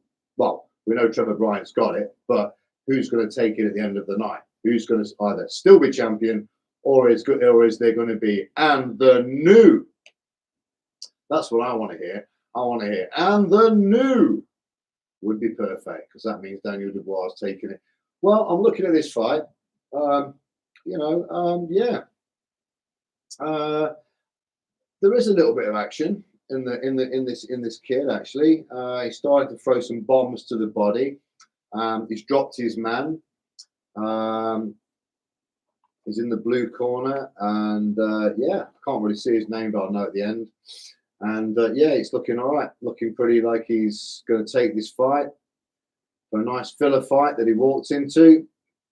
Oh, liver shot there. He doesn't want any more. Oh, and again, left liver shot, right liver shot, boom, gone. He's not getting up from that. Well, you know, filler fight. He got his, he got his time on TV. What the fuck can I say about it? I mean, for fuck's sake, you know, I didn't expect this. I didn't expect to be here this early, but I am. But I'm still doing it. Anyway, it's great. Oh, I think I love this. I love it when they hug the coaches and the trainers and the team. And it's great there. So the red corner gets it. I can't even tell you his name. I think it's Mel. I don't know. I'm not even going to guess. It's rude to guess, isn't it? I want to get it right or not. It was a filler fight. 4 rounds. He stops him, I think, in the 2nd round. So anyway, we are getting closer to Daniel Dubois versus Trevor Bryan for the WBA's version of the heavyweight championship of the world. Wow. In Miami, down in Miami. I love Miami, lovely place. I used to go there. I went there in 1998. I stayed at the Fontainebleau Hotel right on South Beach. I used to go to a club across the road called Chaos. I think it was owned by some famous pop singer. And another one called Liquid. I think it was owned by Madonna at the time. And it had a dance floor where if you was at the bottom, you looked up, it was see-through, so it was a bit weird. But anyway, back to the action. Ring announcer answer, and it is the red corner by stoppage filler fight. The winner is, it's Wilson, whoever his name is. Let me have a look. I can find him. We did have it. Anyway, Wilson filler fight. He won that. Well, good lad. Well done. You know, when it's live like this and things are going like spannery all over the place, the best thing you can do is keep talking, stay cool, face the camera, and just go, right? And just go. And then when you're finished, right, whoever's fault it was, beat the shit out of them. Anyway, if you're joining me right now, you're joining me on Fight Vibe Live, and we are here to bring you the WBA World Heavyweight Championship between Daniel Dubois versus Trevor Bryan in Miami, US of A. Wow. 12 rounds of championship boxing. Oh, over 3 minutes, 12 3-minute rounds of championship boxing. So let's go through. We're going to have Daniel Dubois coming from the UK, who is the challenger with 17 wins. 16 those wins are by way of KO, with only one loss, which came also, unfortunately, by KO by Joe Joyce, versus the WBA Heavyweight Champion of the World, Trevor Bryan, the Dream. And he is age 32, 22-0, undefeated with 15 KOs. However, the way you look at this, Daniel Dubois, with only 17 fights, still has more KOs than Trevor Bryan, the world champion. So we could be in for a big fight tonight. I hope so, because I'm talking away. I'm going to commentate on the fight and bring you all the live action. Guys, I paid for this, so you don't have to. So just comment if you like what I've got to say. Please subscribe. Join us on the channel. It is a bit PG at times, you know, because, you know, we want to bring you the truth. We want to know, we don't want to hold any secrets from you. We want to tell you exactly what we see, all right? We want to tell you everything factual. And every now and again, we want to give you a little bit of education in the kind of place where this is, or about the fighter. And if I know somebody who's connected to that group or whatever, I will bring you into the family and I'll explain it to you and tell you how this all works. So tonight in Miami, it's filling up a little bit now. You know, it's a very modest arena, is this one, from what we're used to. But do you know what? I put boxing on in a little hall in a boxing gym anywhere, and you know, I've got no problem with that. I'm a bit tired now. Actually, my eyes are absolutely tired. But it's just, you know, it's kind of, if you want to get to fight in MGM Grand, Madison Square Garden, O2 Arena, Wembley, the big stage, you know what I mean, Manchester, Cardiff, those places.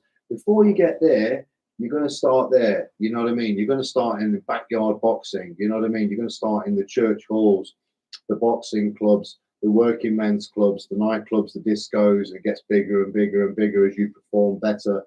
And one day, excuse me, hopefully you're in the big lights on the elite level of boxing, and it's your shot. So, and I hope this happens for these lads. And you know, it's great to see. You know, when you have a filler, and a guy walks out, he gets his opportunity, and he absolutely poleaxes, nails the other guy with some great body shots, beautiful shot to the liver, and then back round to the right side of the liver.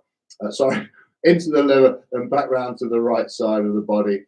And absolutely incredible shot. Really beautiful to see.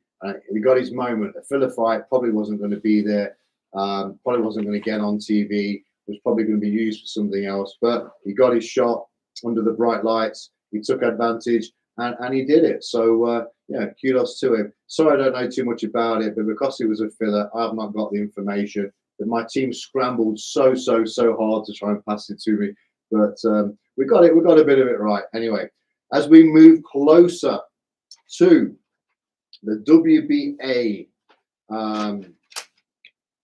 Heavyweight World Championship with Daniel Dubois versus Trevor Bryan. We have just seen a filler fight, and before that we had Treyshawn Wiggins beating Travis Castellon for the welterweight NABA welterweight title in the USA. And now we should have in the cruiserweight division 10 rounds, the NABA cruiserweight title between Johnny Langston, 10-3-0 in the USA, who'll be fighting out of the red corner, versus Isaiah Thompson, 16-1-1 from the USA, fighting out of the blue corner. That's what should be next. Who knows? I hope so. But like I said, you know, my team, they scramble around everywhere. They're so great. We have such a laugh. They make me laugh. In fact, some of the notes were saying other things on there, saying, Scott, well, you should have been talking about this. But I don't tell you. They're great people. you know, we're a family. You know, Fight Vibe, we're a family. We want to always bring you the truth. We want to always tell you the way it is. You know, some of you might not like the way I do things. You know, sorry about that. Is what it is. But some of you will. All right. And the ones that don't like me, maybe you'll grow. You know, I'll grow on you at some point. Who knows? But anyway, I'm just looking forward to bringing you some heavyweight world championship boxing.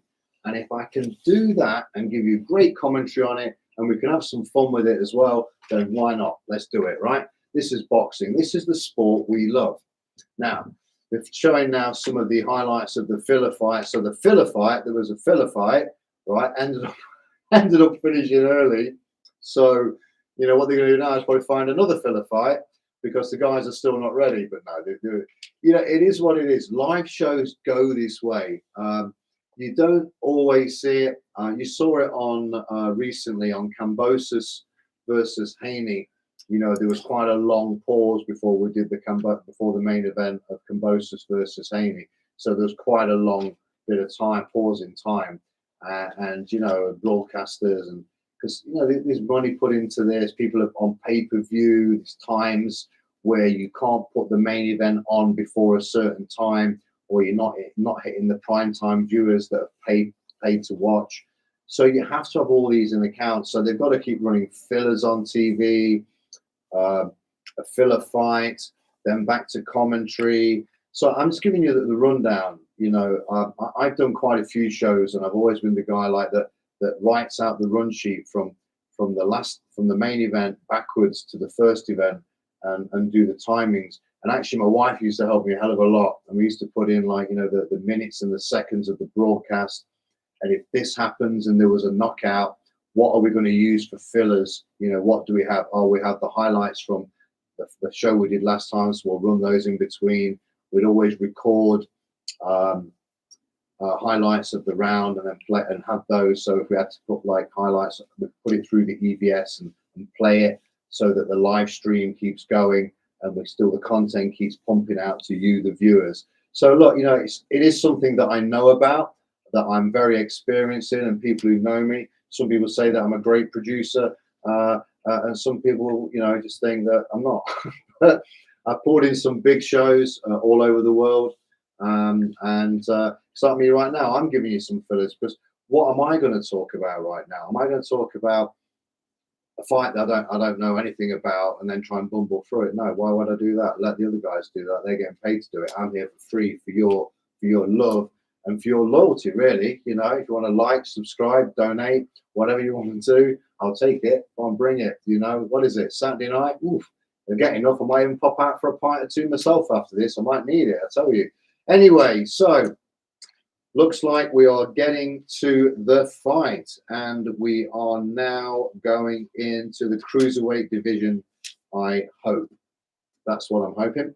It looks like we are. So, ring announcer is about to bring out the first of the two fighters in the cruiserweight division for 10 rounds. And before I commit myself, I'm going to wait to see that this is actually happening. And there is a woman there in a bikini bottoms, and that is close. That is very close. There really are Don King Promotions pushing the limits on PG there. You know, I should have to cover the screen like that. I would. Anyway, the ring announcer is about to bring out the fight. I think anyone comments on that, especially the one in blue. She looks very uncomfortable right now, knowing the camera's on her. You know, so maybe comment on that. I don't know. Is it too much? I don't know. I think it's too much. My wife would say that's too much. That is. That's not classy. But anyway, show's a show. It's looking great. We're here for the World Championship Boxing, and that's what I'm going to bring you. I don't do bikinis. So let's see what's happening. Right. Hopefully this is the cruiserweight division. There is some kind of announcement going on in the center there now, unless it's some kind of something to do with the whole fight for freedom and peace, which is a great name. I love the word. I like these words, fight for freedom and peace. You know, as long as we don't fight for it violently, and it means, you know, we're fighting for it. We're all fighting for something. If you look at our logo on Fight Vibe, we are all fighting for something. You know, whether you're fighting for existence, fighting for an opportunity, fighting an opponent, you know, or fighting to become a better person. or even fighting not to be the person you are, but to be a better person. So, you know, everybody's fighting for something, and that's what Fight Vibe is bringing you. You know, I bring you the truth. Yes, I can be a little bit PG at times. I can be a little bit over ecstatic. I can be a complete nutbag most of the times, but I am who I am. That's what you get on this channel. You know, everybody tells me you can't do this, you can't do that. Well, we are doing it, and we're here. All right. So anyway, so ring announcers, the ring announcer, sorry, he is making announcements. I've not got the volume on, or I'm putting it in my ear so I can hear what he's saying, because I want to keep my focus on you guys. Like I said, I'm here to commentate on the WBA World Heavyweight title between Daniel Dubois versus Trevor Bryan. Come, if you're just joining us now, please come back, because they'll be on soon. It's going to be a great fight, I am sure, and I'm really hoping that Daniel Dubois is taking that title back to the UK. You know what I mean? Because, like I said, I'm not being paid to commentate ringside. I'm being pretty much here with love for boxing and the sport to tell you what I think and share comments with you. So please don't forget to comment down below. You know, just comment and tell us what you think about the show we're giving you. I know you can't see the boxing action, and I know most of the comments are, will you please turn the camera the other way and watch the TV? We would love to, but Don King would not have that. We'll be torn right down. So the best I can do is give you some live commentary action on the fights and give you some atmosphere and some energy. How's about that? Do you mind? Because I'm giving you my best. I'm here for you, and I love it. I love it. I want to make everybody happy, right? Come on, it's Saturday night. We've got some boxing, and you've got me here in this beautiful studio, and you're right here having a laugh with Scott Patrick Farrell on Fight Vibe, as we're about to bring you the cruiserweight division now. I hope. But again, the commentators are still commentating on and talking, and the hosts are being told in their earpiece, keep talking, guys, keep talking. What's going on? There's actually a woman sat behind the two guys commentating there, and she's got her handbag and her top on, and she's like saying, well, what's going on? I'm here to watch some boxing. Why is there nobody in the ring? You know, so I love, there will be soon. It's a live show. The run sheet and things and the timings have not gone to plan. And that's just the way it is. All right, you've got to work with it. So comment below. Trevor Bryan, what do you think of him as a fighter? Comment below. Trevor Bryan, you know, is he a world-class heavyweight? I mean, he's a WBA World Heavyweight champion, the regular champion, right? Do you rate him against, how do you rate him against Tyson Fury? How would you rate him against Joseph Parker? How would you rate him against Deontay Wilder? I threw Parker in there just because, like, he's always there or thereabouts. I'd like to see something happen for Parker down the road, because he's a really, really good lad that I think deserves another shot. Anyway, still no action, still lots of replays of the filler. It's actually quite funny that we're all filling the filler, but that's what we're doing now. They're doing it in Miami, and I'm doing it right here on TV. So, you know, looking straight at you, and I will never, ever, ever run out of things to say. You know, it's incredible the talent that I have to keep running this. So anyway, hopefully we're going to be in the cruiserweight division very, very soon. I've got some more being passed to me. Wow. So I've just been told 82% of Fight Vibe viewers said that Dubois will win. Fantastic. Guys, ladies, gents, me too. If I had mine, can I make that 85%? Let's keep pushing those odds up. I tell you what, you know, I want Dubois to go home with that title so much. It's incredible. And Daniel, if you ever get a chance to see this on the recording, or anyone tells you about it or sends you a link, I'm telling you, I've always been a fan of yours.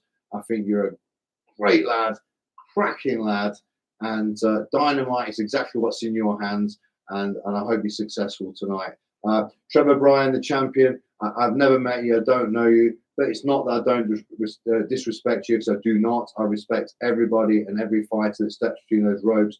I just have a favourite tonight, and my favourite is Dubois.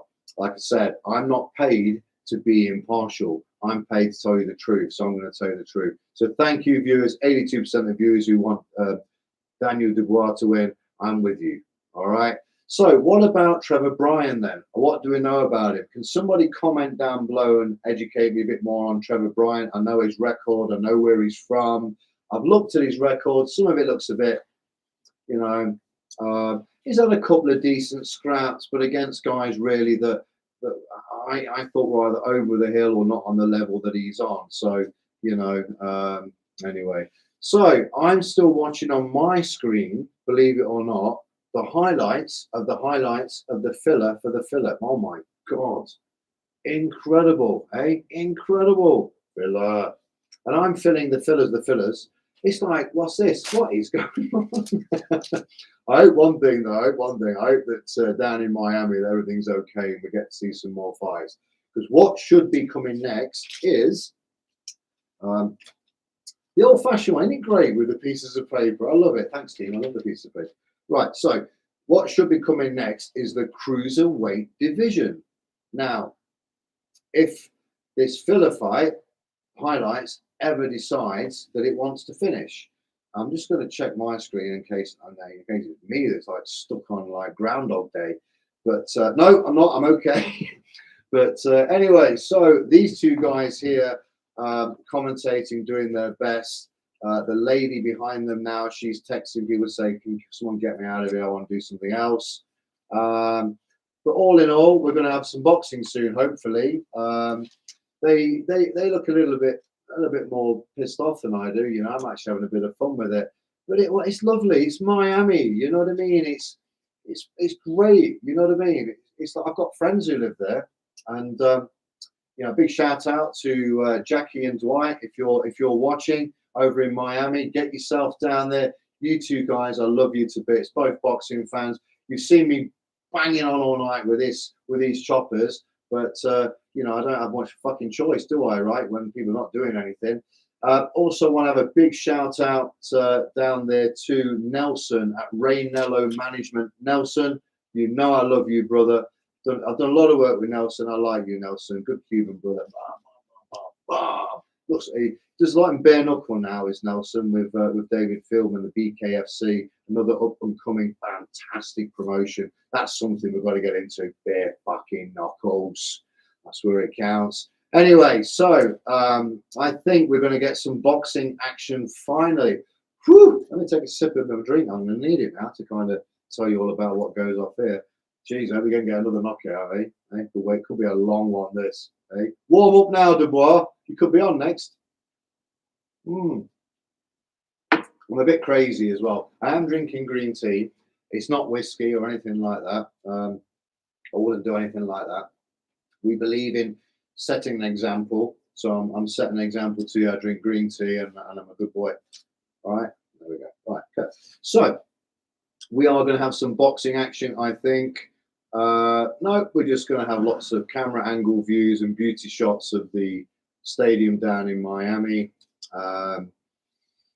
Yep, no, yeah, oh no, we've got something happening now. We may have in the crew. Yes, we do. And is it? No, it looks like another filler fight, if I'm right. Ryan Adams. If I'm right, yeah. Yeah. I can't see him on my sheet anywhere.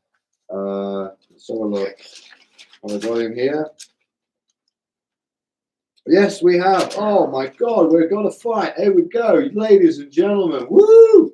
So in the super middleweight division, we have in the red corner Luis Rodriguez Fernandez, 8-0, versus in the blue corner Ryan Adams, 8-5-1 USA, and Luis Rodriguez Fernandez, 25 years old, from Puerto Rico. So off they go, and he's coming there with a Puerto Rico flag there.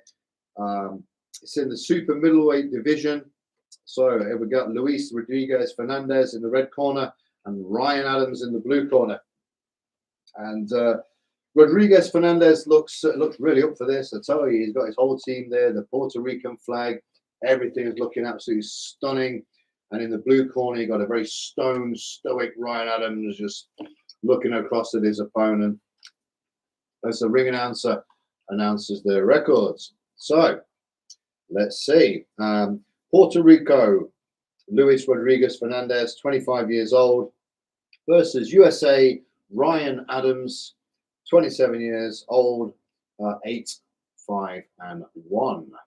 So the ring announcer's making his final announcements. The fighters are in their corners. So we're going to have a fight in the super middleweight division down in Miami. I don't know how many rounds this is. Nobody's decided to tell me. But we have a fight. And again, they're trying to fuck me up. But I'm going to keep going. So we've got a now fight in the super middleweight division. No idea how many rounds it is, but we're going to find out shortly. Oh, we've got it. It's 6 rounds. 6 rounds. I've got it in the super middleweight. This is brilliant. This is one of the most funniest live shows I've ever done. You know, and I'm not being funny. I know when Don King's been in this business, you know, he's been around as long as God, but he's completely different to God. So I would never hold him in the same thing as that. But I mean, look, in boxing, this is just running all over the place, but they're doing a good job. They're patching it together. They've got their fillers. They're on standby. These guys know the business. Right, we've got some action. We have some action. And what action do we have? Luis Rodriguez Fernandez, 8-0 in the red corner, versus Ryan Adams, 8-5-1 in the blue corner, 27 years old. The USA's, they circle each other. And you've got Adams there in the black and red trunks with gold trim. Oh, and he takes a smashing one on the chin there from Rodriguez Fernandez. A beautiful right hand on the chin to Adams. Rocked him to his boots. I saw the little tassels on his shorts, or just wobbly. He was gone. He was a dunner. But he's back on his feet. He stayed on his feet, sorry, and he's moving. And his orthodox stance is Ryan Adams and Rodriguez. Also, if I'm right here, yeah, he's also an orthodox. So here we go. Super middleweight division. We are in round number 1, and we're just about to go into the final 2 minutes of round number 1. And already Rodriguez Fernandez landing a lovely straight right onto Adams, as he just now, Rodriguez now is now pouring with that nice jab, and then check hook, pour, check hook. Very, very nice stuff. I enjoy watching that a lot. It's quite nice. He's actually, Adams coming back, some beautiful shots to the body, hooked into the ribs, as Rodriguez then gets him into the headlock and just keeps hold of his man, and the referee splits the fighters. Swinging hook from Adams misses Rodriguez, as Rodriguez then also dips under the went that way, dips under the right hand there from Adams.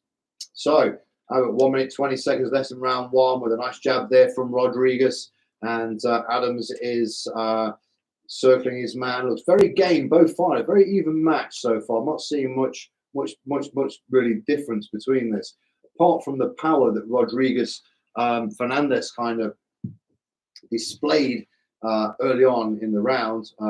Pretty much after that, Adams, kind of a wake-up call. Let's get it on. As they both now tie up, but still continue to throw hooks in the exchange. Very nice. I'm sorry, I'm throwing it all over the electrics. I don't want to do that because then it might blow up. So here we go. Round 1, last 40 seconds. Rodriguez versus Adams in the super middleweight division. 6 3-minute rounds of professional boxing. And Rodriguez again. Uppercut by Rodriguez. Exchanged in the middle of the ring as Adams comes back with a beautiful right to the body, left to the body, and they're exchanging in the middle as they're in the tie. Got one arm tied. The hooks are going into the body. Both fighters are very, very game as we enter the final 15 seconds. Lovely jab coming out there from Rodriguez with a lovely straight right. We're back on the jab from Adams. Last few seconds of round 1. Both fighters a bit tied up. Apart from the straight right onto Adams from Rodriguez, been a pretty even round. But I'm going to give that round to Rodriguez for that lovely right hand we're going to see in the replay. If you are watching this, like I said, watch it on the telly. But if you don't want to spend money on the Dubois versus Trevor Bryan fight, you want to listen to me instead, then do that. or do both, whatever, you know. Anyway, let's have a look. Let's have a look. It was right to the head, body. So it was a barrage, excuse me, barrage of punches from Rodriguez, but he did weather the storm there, did Adams. So let's see that again. The jab, he slips the jab, a little bit messy at times. You know, sometimes a little bit messy, they get tied up, but both very, very game. It looks a very, very 50-50 fight, I would say. I don't think there's going to be much in this fight, to be honest with you. Is this the knockdown? Boom, with a hook. Oh, beautiful left hook. Anyway, so coming out for round number 2. As we wait round 2, and the fighters are in the center of the ring. And again, straight, you know, get tied up a little bit. The ref needs to kind of sort that out and get on top of that, get control of that ref for you. Oh, nice straight jab there from Adams as Rodriguez starts to, and Rodriguez starts to pour away. Adams is plowing on the pressure in this round. I think he wants to get back from that bit of upset there they had. Rodriguez again tied up with Adams as Rodriguez now puts a barrage of 1-2s in, but Adams is just firing back all the time, firing back into the body, top of the head.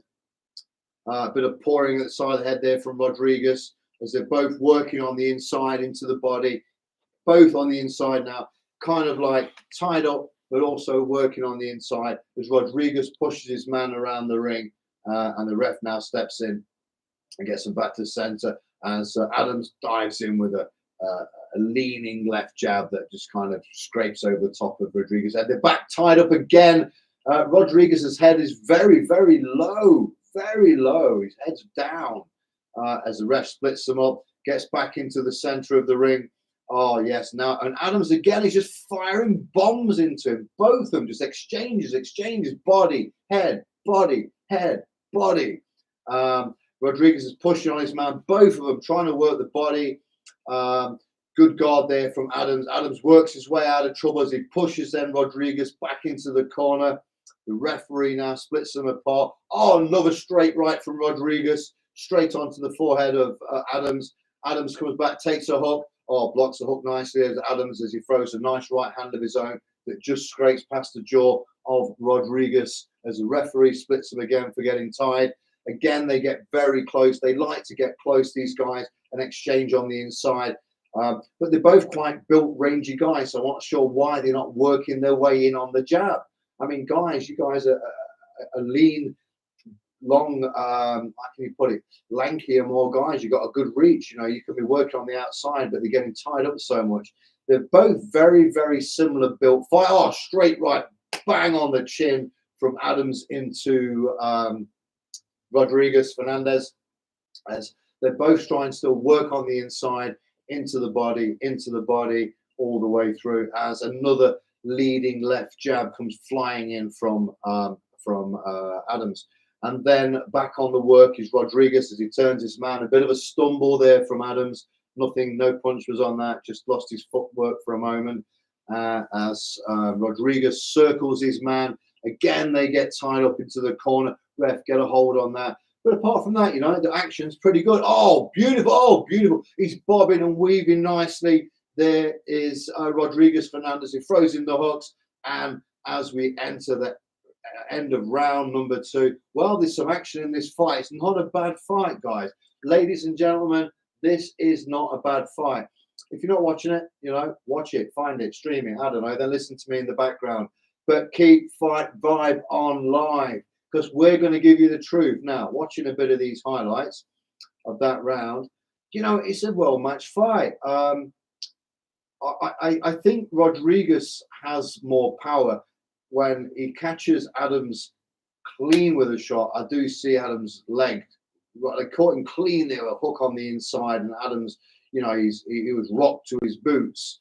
You know, but he comes back. He's very gamey. You know, it's a nice slip, and he always comes back with a straight 1-2 slip. And he's you know, they're not bad. These two lads are not bad at all. I'm quite impressed, to say the least. It was a good fight. You know, very well matched fight. Well, let's see what they bring out in round number 3 as we get to round number 3, and Adams goes in there with, that's a bit odd. But Adams goes in there with a jab, and Rodriguez just grabs his man, turns him, and they get straight back into working on the inside. Now working at range, bit of straight right came from Rodriguez, who goes on the jab, double jab right from Rodriguez, straight right to the body from, straight left from Rodriguez to the body. Moving nicely now is Adams. Adams coming round. Adams is work again. They're both getting tied up. Getting tied up in the ref. There is punches going. There is punches going in. But it's just like love taps. Come on, let's get back to some boxing. Right, there we go. As a nice jab there comes from Adams, and another nice 1-2 from Rodriguez. Again, getting tied up. Rodriguez holding the back of his head, saying that Adams is rabbit punching him on the back of the head. Jab comes in from Adams. Rodriguez is just slipping from the jab. Again, get tied up in the middle, trying to work on the inside. As Rodriguez and Adams are both trading blows, body and head. Rodriguez slips under a straight right from Adams as he goes to the body, and Adams comes back on the jab, chasing his man down. Rodriguez is now backing back on the ropes, and Adams, as he comes forward, Adams slips under a straight from Rodriguez, and the ref splits them up as they get tangled up again, as Rodriguez comes out with the jab, and Adams tries to counter that with a straight right as they get tangled and spin into the ropes. Back to the center of the ring. So we have, a nice 1-2 there from Rodriguez. And he catches Adams left or right. The Adams legs have gone. He's gone. He's going home. He doesn't want to fight, ref. He said, I'm done. No, he's back. Oh no, it's over. And the fight is done. It takes someone to the temple. Adams gets straight to his feet. He's game. I think they're going to, I don't know what's going to happen here. My bloody, you know what? My feed's now frozen. Can you believe that? These guys down there, eh? I paid for this, so you don't have to. And now I'm not going to won this fucking fight. So I've just saved you all that money. So everybody now comment, thank you, Scott. Don't worry. We're going to find out in a second, though, because I always do. I always fix this. I always fix stuff. Let's see if I can fix anything now. I'm really good at this. Let me see. All right, watch. Ooh.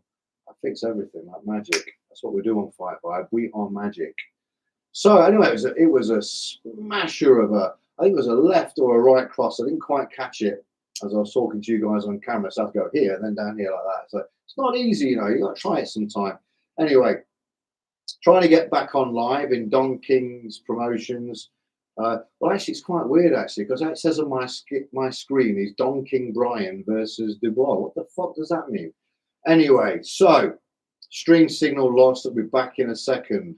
Well, if you guys are here, my signal's not lost, right? And I've paid money for this. Sort your life out, son.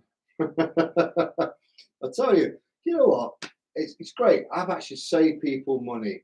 I think I paid $9.99 for this to watch this, and then share it with you and give you some great commentary and everything else. I'm glad I've saved you all money anyway, because you don't want it. Right, stream signal lost again. I'll be back in a second. Hopefully, I can bring you some boxing. But I'll tell you what, it's a boxing show, so let's talk boxing. 82% of the viewers right now, they're saying they want to see Daniel Dubois be the champion, and they think he'll be the champion. Is that still the case? Let me see if I can bring anything here. I have absolutely lost a whole lot now. Let's have a look. Oh no, back in a second. Still no signal from the boys down there. I don't know. Well, what guys? Give me some comments. What do you want to talk about? Hang on. Something happened. I've got some more little things happening on there. We might be able to bring you some boxing again. Well, I'll tell you what. I came here to bring you Daniel Dubois versus Trevor Bryan, and I brought you filler fights. I brought you all kinds of stuff that we've watched together, and I don't know actually if it's my problem here or if it's their problem, but it's somebody's problem. But it keeps coming back, and then it goes again. Anyway, that fight was over in the super middleweight division. Let's have a look. What did we have just then? so many bits of paper. It's a bit crap. Okay, there we go. So we've got super middle, Luis Rodriguez Fernandez versus Ryan Adams. I am 100% sure that Ryan Adams was stopped on the last bit there. Can anyone comment below? Because if you guys can see it and I can't, let me know. Let's work this the way around. You guys tell me what's going on because I can't see shit. The signal's gone. It said it's live, but there's nothing there, you know. Can you guys all see me? Are we still live, Thomas? Are we all good? Well, we're all good. You know, maybe we should have the fight around my backyard. You know what I mean? Rather than have it over there. You know, I could have been commentating, which would have been a lot better than most of the commentators because they are, I know they're great. I love the guys. I won't say nothing. But we could have had it here, right? Streamed it around the world. I would have made a load of money. You know, if I'd have made that much money, I would have donated a bit all back to you guys. You know what I mean? I even shared it with you. We could have cut a deal, right? But what we've got now is we've got just that, you know, that thing that circles around and says, you know, what the hell's going on. So I don't know what is happening here, but we are definitely going to be back with some action. Yeah, right. So everyone know the difference between a southpaw and orthodox stance. So if you are a southpaw, you will jab with your right. All right. So that is your lead right, and your cross will be your left. Now, if you're an orthodox like me, then your jab is going to be with your left. And your power is going to come from your right. Well, I've got a powerful left actually as well, especially on my check hook. Anyway, still got no boxing. I've got no one for anybody. Thomas, can we find somebody I can have a scrap with and we can just put it on the camera here? Anybody around? No, nobody around. But we're going to try and bring you WBA Heavyweight World Title action. Oh, we are back. Oh, so let's have a look. And Rodriguez and Adams, I'm going to be able to give you what actually happened there. Incredible, you know. If I find out this is one of my teams, when I check with them a million times that we're okay and they let me down, they will be in trouble. But that I'll deal with later. Right now, we have Adams coming. Oh, he takes a smashing left hook on the chin from Rodriguez. Rodriguez comes in with a beautiful uppercut. Adams comes in with a beautiful left uppercut of his own to Rodriguez. Rodriguez then slips under. I'm not sure if this is the highlights or if this is or what this is, but I'm going to find out shortly. I think we're back live. I think they fixed everything. You had Rodriguez hanging on to Adams for some time. But the last thing I remember seeing in this fight was Adams hitting the canvas and then getting a barrage of punches from Rodriguez, and that was enough. So anyway, it's running really slow. Their feed, my feed's fine. Their feed's shit. But I'm going to give you fine, and I'm going to watch their shit. So basically, right now, it's like this.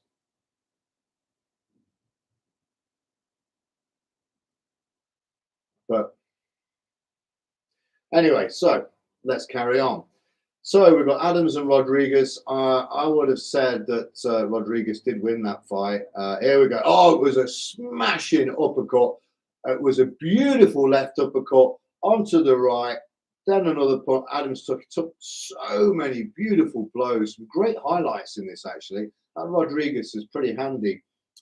He doesn't look like much, this guy, but when he starts to let his hands go, he's a real threat. You know, a real threat as I sit more properly on my chair and posture my back.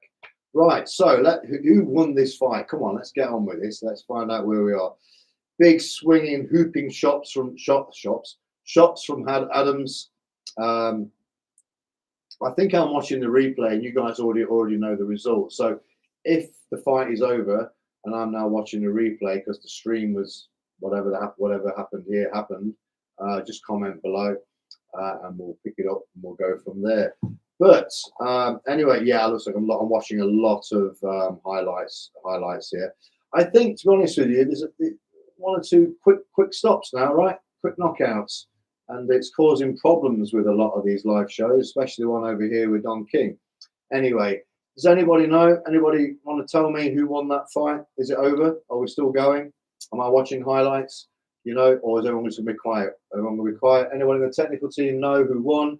Anybody want to go and give me some information? I don't know. I don't know. It's incredible, isn't it? All they do, you see, I'm put here on the spot and I've just got to keep going. It's a fucking nightmare.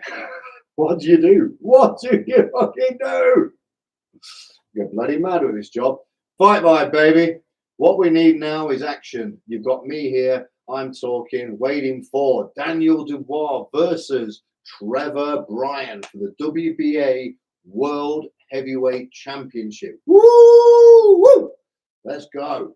I'm hoping that belt is flying back across that. Oh, I'm just watching the highlights now. Yes, Rodriguez absolutely poleaxing Adams. Adams' legs are completely gone. He gets him with a lovely straight left, and Adams is out of there. Sorry about that fight, guys. I couldn't give you everything. It was going so well, but whatever this lot are doing, they're not doing it too good. So I'm giving. I'm obviously giving you. Oh, there's Don King. He's got all his flags out. Doesn't look happy. He never really looks so happy anymore. Oh no, he's smiling. There's the famous Don King smile. You know, there he is. Flags are waving. The American scarves all around him. The jewelry. Do you know what? He's 90 odd years old, isn't he, Don King? Right? He's 96, 97. Anyone, comment below. How old is Don King? I think he's 97 or 98. I know he's in his 90s, if I'm right. And I've met the guy a couple of times. And he's one serious cookie, is that Don King. But there he is, you know, and he's having a chat. And he looks the same, you know. We all remember him, don't we, you know, from the Mike Tyson days. And Don King putting on, like, you know, 10 titles in one night. And in some respects, he put on some of the best boxing shows we've ever seen in our entire life. We paid through the nose for it. I think I remember in the 80s and 90s, a pay-per-view was something like $149 or $199. Again, comment below, because I can't quite remember those prices, but they were quite steep. And for that, you got 13 seconds of Mike Tyson. But you absolutely loved it, didn't you? Because it was thunderous, you know, thunderous iron. Mike Tyson, the baddest man on the planet. I don't know about that. Some people say that about Don King. But anyway, I didn't, did I? I said some people. Now, Don King, here he is on TV now. He's another filler because we had another knockout. And, you know, I think what they should do sometimes really is on these live shows is they allow us then and say, look, guys, you know what? You're doing such a great good commentator. You're talking about our promotions. You're there, Scott. You're doing such a great job. Tell you what, you know what? Here's the footage. You do the sound. We'll just give you the footage. Wouldn't that be great? Then I could commentate all the way through, go blow by blow. We can see all the action. We can pick out the fights. We can do like imaginary scorecards together, that kind of thing, you know. And then see who's right. And then we can all like comment and write down below. Think of a way how we can do that, you know, because I think it's going to be great. Because what I like is the way we can interact and be interactive. We're live, it's fun, things are happening, and we're going to watch together. Well, actually, you're going to watch me watching, and I'm going to tell you all about it. Trevor Bryan versus Daniel Dubois for the heavyweight championship of the world. So, if you're just joining us right now, and I really hope you are, and I hope you're enjoying it and everything I've got to say, please like and comment below. So we have got Daniel Dubois, the challenger, versus Trevor Bryant, the champion. And the champion is 22-0 with 15 wins by way of KO. And the challenger is 17-1 with 16 wins by way of KO. And he's coming off one loss to Joe Joyce. Unfortunately, it was a KO. And as I said earlier on this live show, you know, a lot said that they pushed up Dubois too early. I don't think so. A lot say that. I think that you've got to, you know, you fight what they put in front of you. You need to see where you are in the division, you know, where you are in the mix. Are you a top level fighter or not?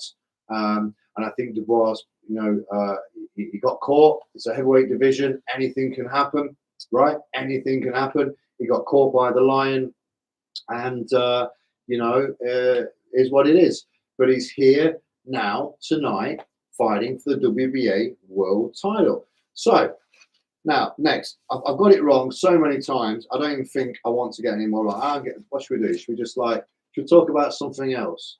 Do you like omelettes or, scrambled eggs, pancakes with bananas and stuff like that? Anyway, anything like that. I love that kind of stuff. In the morning, before I go to the gym, porridge, bananas, pancakes, all fresh stuff. Excuse me. My name's Scott Patrick Farrell. If you follow me on Instagram, it's at Scott Fight Vibe, right? Make sure you follow me. Make sure you also follow on Instagram at Fight Vibe, and also follow at Fighting Filmmaker. What a great guy, Vasyl Ivanov. Love that guy. You know, if it wasn't for him, I wouldn't be here doing what I'm doing. I bet he's laughing his head off tonight. He's thinking, look at Scott, he won't stop. He can't shut that guy up. Anyway, another person you can't shut right up is Don King. He's here right now. All his flags, got the Puerto Rico flag, the American flag, he's got everybody's flag. He's got flags I don't know what countries existed for, but he's got a flag for it. And he's right on screen right now, and again, waiting for what's going to happen next, which, do you know, I've got no idea. I'm gonna ask my technical team, which fight is next? Could you point and let me know? Because I've got no idea what's going to come on. All I've got is like Don King talking away on screen, because I'm here to bring you a world fucking title fight. I don't want to be watching all the other stuff unless it's that good, but I'm going to bring it to you free of charge right here, right now, live on Fight Vibe, baby. Oh yeah, I do a little bit of boxing. I was never that good at it. Actually, I lost quite a few of my fights actually as an amateur, and a lot of people laughed, you know, and they laughed at me and they said, "Oh, Scott, you got a lot of bollocks, but you can't fight for shit." And then I just kind of, you know, decided, I just kept listening, kept training, kept trusting in the process. You know, you start to lose weight, get more confident, you win a few fights, you win a few more fights, and that's just the way it's been for me. You know, now I'll fight anybody, I don't give a fuck. You know, not in the street or be rude or any of that kind of stuff. But I mean, I'm 51 now, so probably those days are over. But in the ring and sparring, I'm pretty okay. I'm all right for my level, at gym level. You know, not saying you know, getting to the top there, but anyway. Just giving you a little bit of a fill of myself. Boxing saves lives. If you love boxing, right, or if you don't, get yourself down the gym, right?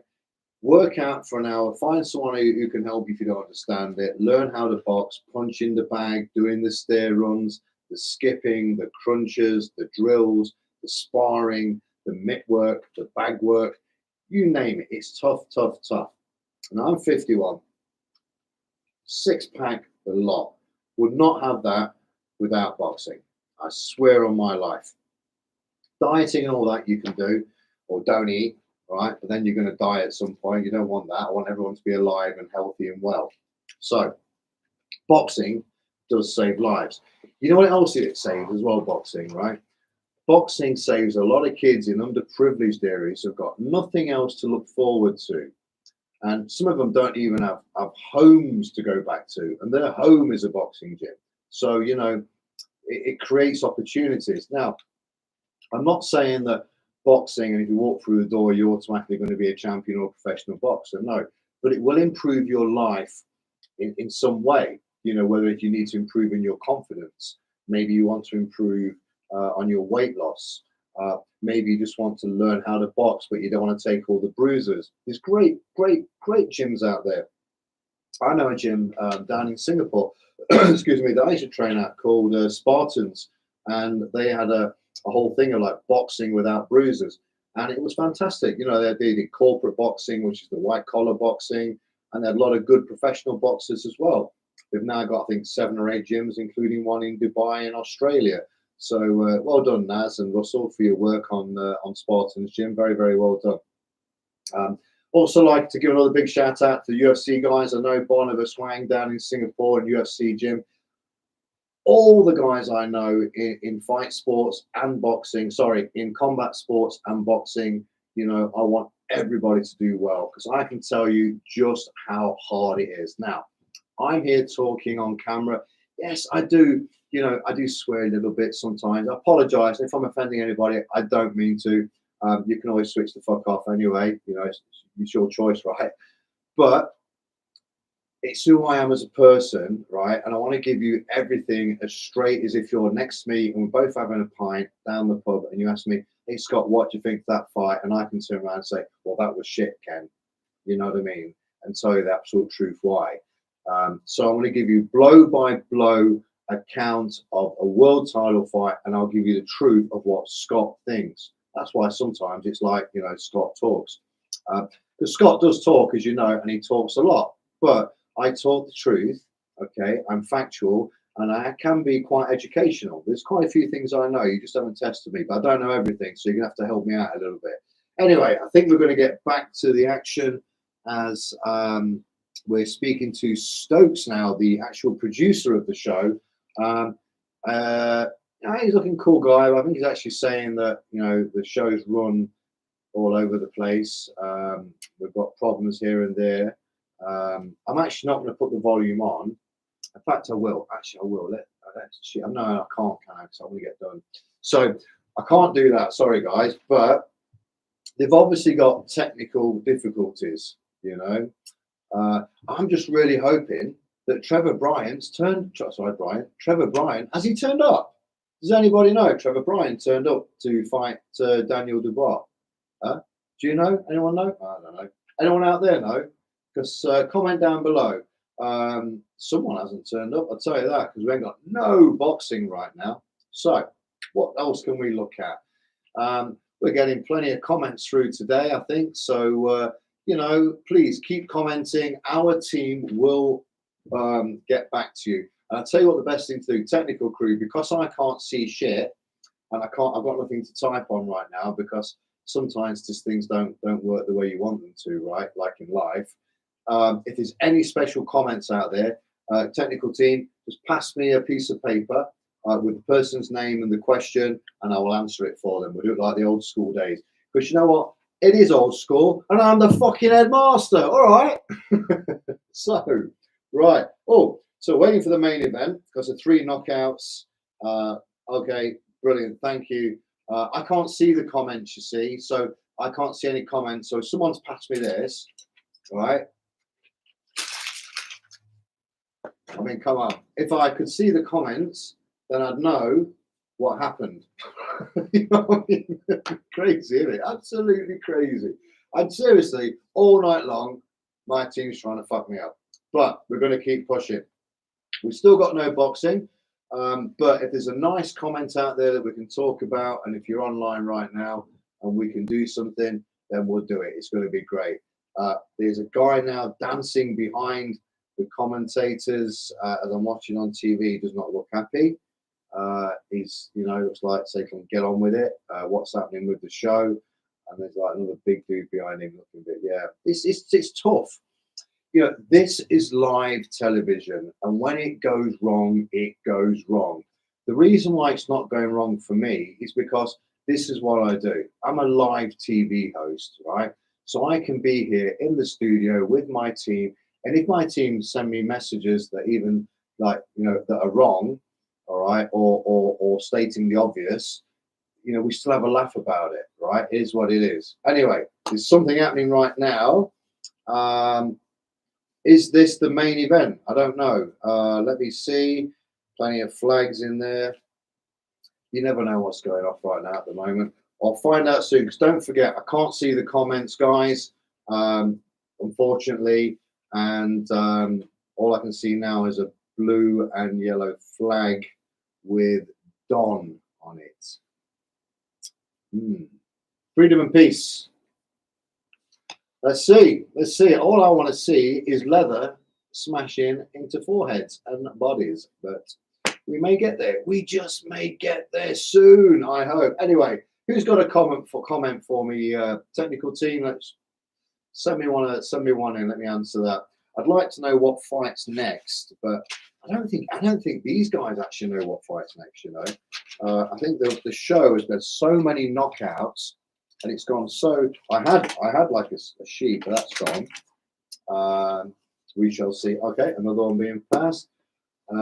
Okay, is Brian heavy-handed from unknown, or are you asking me if we know he's there? So is Bryant again? Well, look, he's got 15 KOs, hasn't he? So he's got something. And Dubois has got 16 KOs. So they both have got power. I mean, the record speaks for itself. They're both like, I mean, Dubois, he's what, 95%, 98% knockout ratio. And then you've got Bryan with about an 80% knockout ratio. So yeah, to answer your question, Bryan definitely packs power, and so does Dubois. So again, we've had a lot of knockouts tonight. This could walk out in the first round, boom, after all that. But you know what? It's not been bad, has it? Let's look back, because we've had the filler fights, right? So those guys who never get to be on TV, really, not a lot, right, have managed to get their night in the moment. And the guy that won, and I can't remember his name, but he did an absolute superb job, right? So that's one good thing that happened. Second good thing, we've got your comments online, right? I'm going to be here discussing Daniel Dubois versus Trevor Bryan, all right? And I'm going to give you blow-by-blow action. That is definitely going to happen, okay? We've had a few technical difficulties. Well, they have. I haven't. My team has scrambled around trying to give me pieces of paper, and we've made this work, right? It's live TV. It's a live show. It's boxing. We've discovered Spartans Boxing Club in Singapore and other destinations where you can go down and get punched and not bruised so much, because they do boxing without bruises sometimes, but they also are not serious, right? They're serious people, so they train hard. We've also talked about how boxing can save your life. Well, here's another thing I'm going to talk about, right? Boxing in Africa. Now, I'm streaming right now from Southern Africa, and it's whatever time of night it is, 10 o'clock at night, 11 o'clock at night, I forget right now. And I'm commentating on a fight that hopefully is going to happen in Miami soon. But let me give you a bit of background. So you've got South Africa, and it's got some great talent down there, don't get me wrong. And it's divided between Johannesburg and Cape Town, and they have they have some fantastic talent. One guy in particular that I really like, got a lot of time for, is Kevin Lorena, world champ. I think he's now moving up to heavyweight, and I wish him all the luck. He's a good human being. He's done a fantastic job. His promoter's done a great job with him, and I like that guy. A lot to see from him.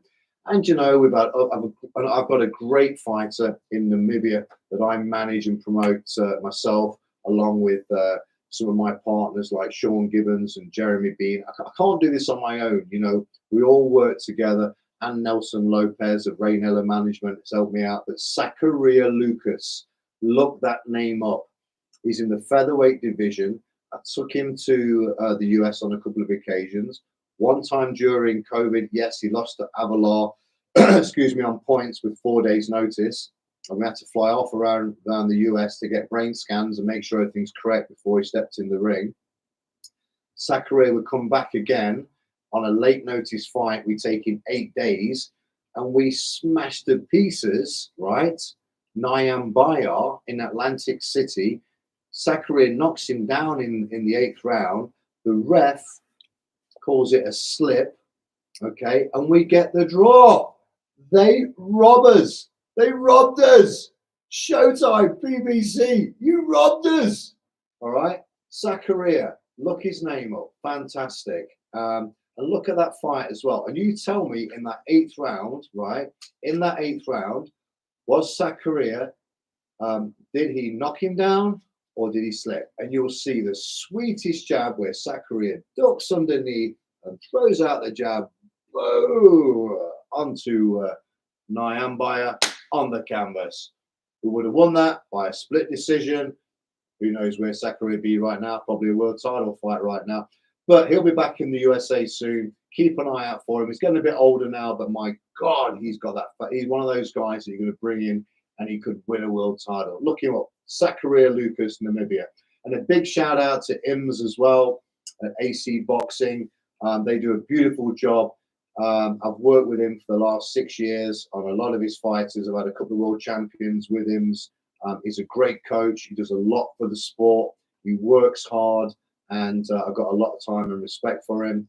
I'd also like to mention another couple of people that have really kind of got into the African boxing with Emil and Jack Bryce Boxing, Jeremy Beam and Future Champs, and what they do to save kids' lives. Check out online Future Champs down in I can't remember the actual Philippi in Cape Town, South Africa. Anyway, I can see a picture of the boxing ring now, and hopefully we're going to get back on with some action. Technical team are amazing. James Franks, what is Scott's boxing record? Mine? Oh, come on, seriously. Oh, Jesus. Well, not as I never fought as a professional. I had a few amateur fights, just a handful. And unfortunately, yeah, they weren't great. So I don't want to really get into it. But look, 50-50. Can I say that? 50-50. I won half, I lost half. There we go. But yeah, I like that though. Nice one. Thanks, James. That was really nice of you. But could I have gone pro? No, not in a million years. But I enjoy the sport. For me, I'm more, I love it. I like a good tear up. I like to get in the mix. I like to, keep the soul fit and do stuff. But I'm not a world class or even any kind of class of fighter. But anyway, we're watching a bit of action here. Thank you, James, for that. What's your record, by the way, James? I bet yours is pretty good, right? Let me know. Okay, then we have Lawrence McKellen. No, Brian is not heavy-handed. He's not heavy-handed. Dubois should overwhelm him and stop him in 6 rounds. Wow, right. So, technical team, can you please get down the bookies and put me 50 quid on a 6-round stoppage, please? Thank you so much, Lawrence, for that. Hey, by the way, if I win, I will let you know. 50 quid. You got that for me? Yep. I got the green light. They went, yes, I want that 50 quid on. 6 round, that's a good call. I was thinking around about those middle rounds when you get to 5, 6, 7, 5, 6, and 7. That's where some action is going to come. I think you're right. And also, I don't know too much about Brian. It's not someone I've ever really been interested in or really followed. And to be honest, right, no disrespect to him, because I don't like disrespecting anybody, right? Absolutely anybody. But does anybody rate him, really? Comment down below and let me know what you think of Brian. But yeah, thank you so much, Lawrence, and I hope to as well, because that's what I want Dubois to win, obviously. Am I pronouncing Dubois correctly? Can somebody tell me? Because right now I keep thinking I've got like a little bit of a list. I sound like Jonathan Ross. Can you remember him? Anyway, so I'll have another sip and I'll probably get my voice back. Thanks so much. Right, and who else have we got here? Boxing TV, love him. Dan the man. Oh, there's no one better than Boxing TV. Jesus Christ, you can do this job a lot better than I can. Dubois ends Bryant tonight. Yeah, thank you very much, Dan. Thank you very much. And I can't wait to see the end of tonight myself. If it wasn't for you guys, I'd have gone to bed ages ago. Boxing TV, thank you so much. And yeah, Dubois, world champ when he comes home. Hey, mate, you better get him on your show and have a chat with him. That'd be lovely. And Michael Stevenson, tonight Brian goes to sleep. You know what? Brian's not got a lot of fans, has he? So I rest my case. Michael Stevenson, thank you so much for that. And I hope so too. I hope he wakes up. Obviously, I hope he's not hurt. But well, just for about 10 seconds.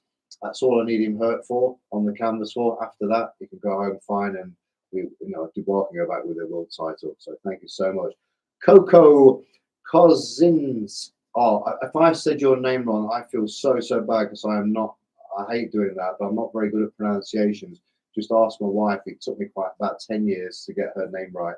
But Coco, Brian by TKO.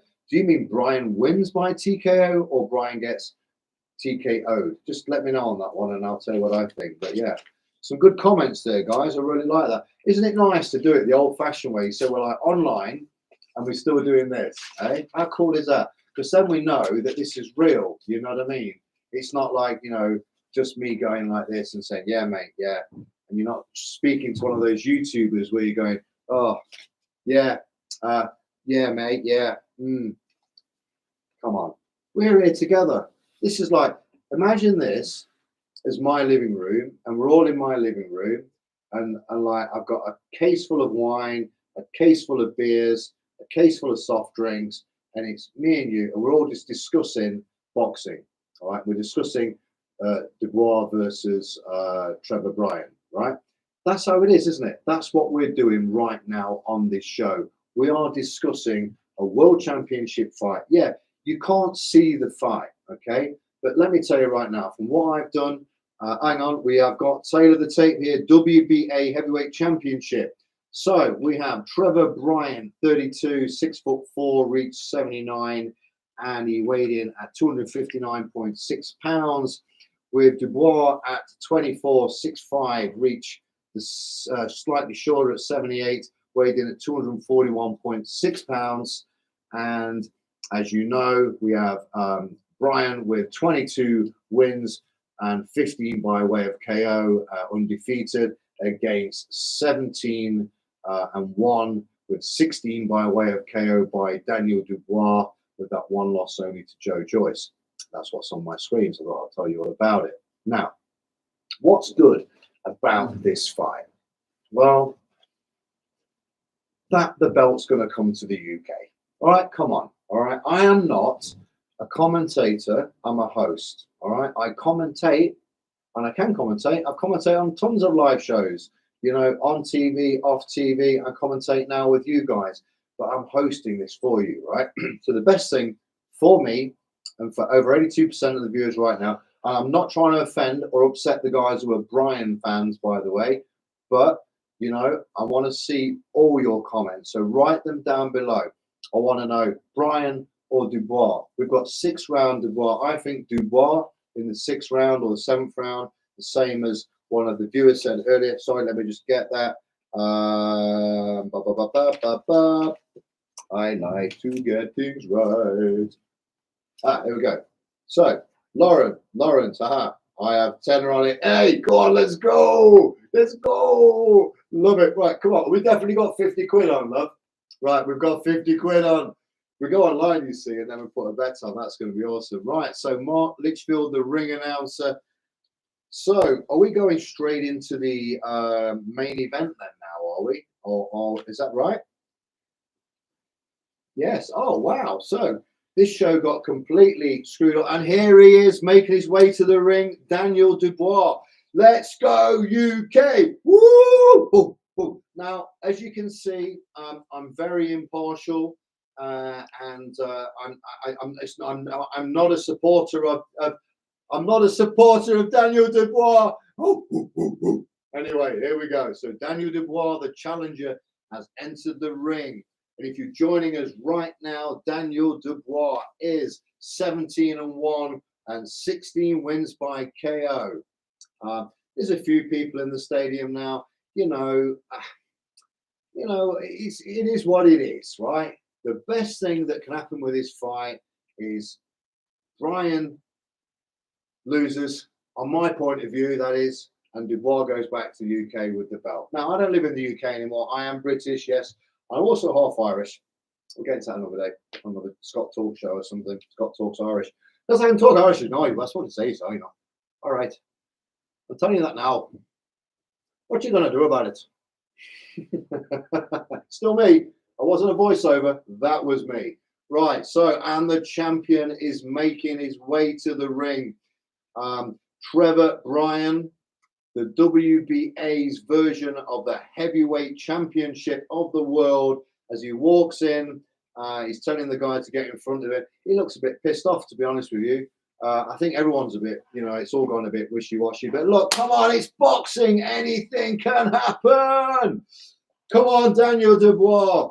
Now, imagine it now, all of you, Boxing TV, Michelle, Lawrence, Vassal, Vilo, all of us, Jeremy, we're all sat right now in front of the TV, all right, or sat around the campfire because we can't see shit, and we're talking about this fight, and we've got the radio in our ears, and you can hear my voice. Wouldn't you be a happy man, eh? But instead, you can actually see my face, hear my voice, I can watch this, I can handle all the crap that they're going through, and then dilute it, filter it, and then it comes out my mouth. It's like pure sweetness boxing to you guys. Love it. So, as I think we're going to the national anthems out of respect.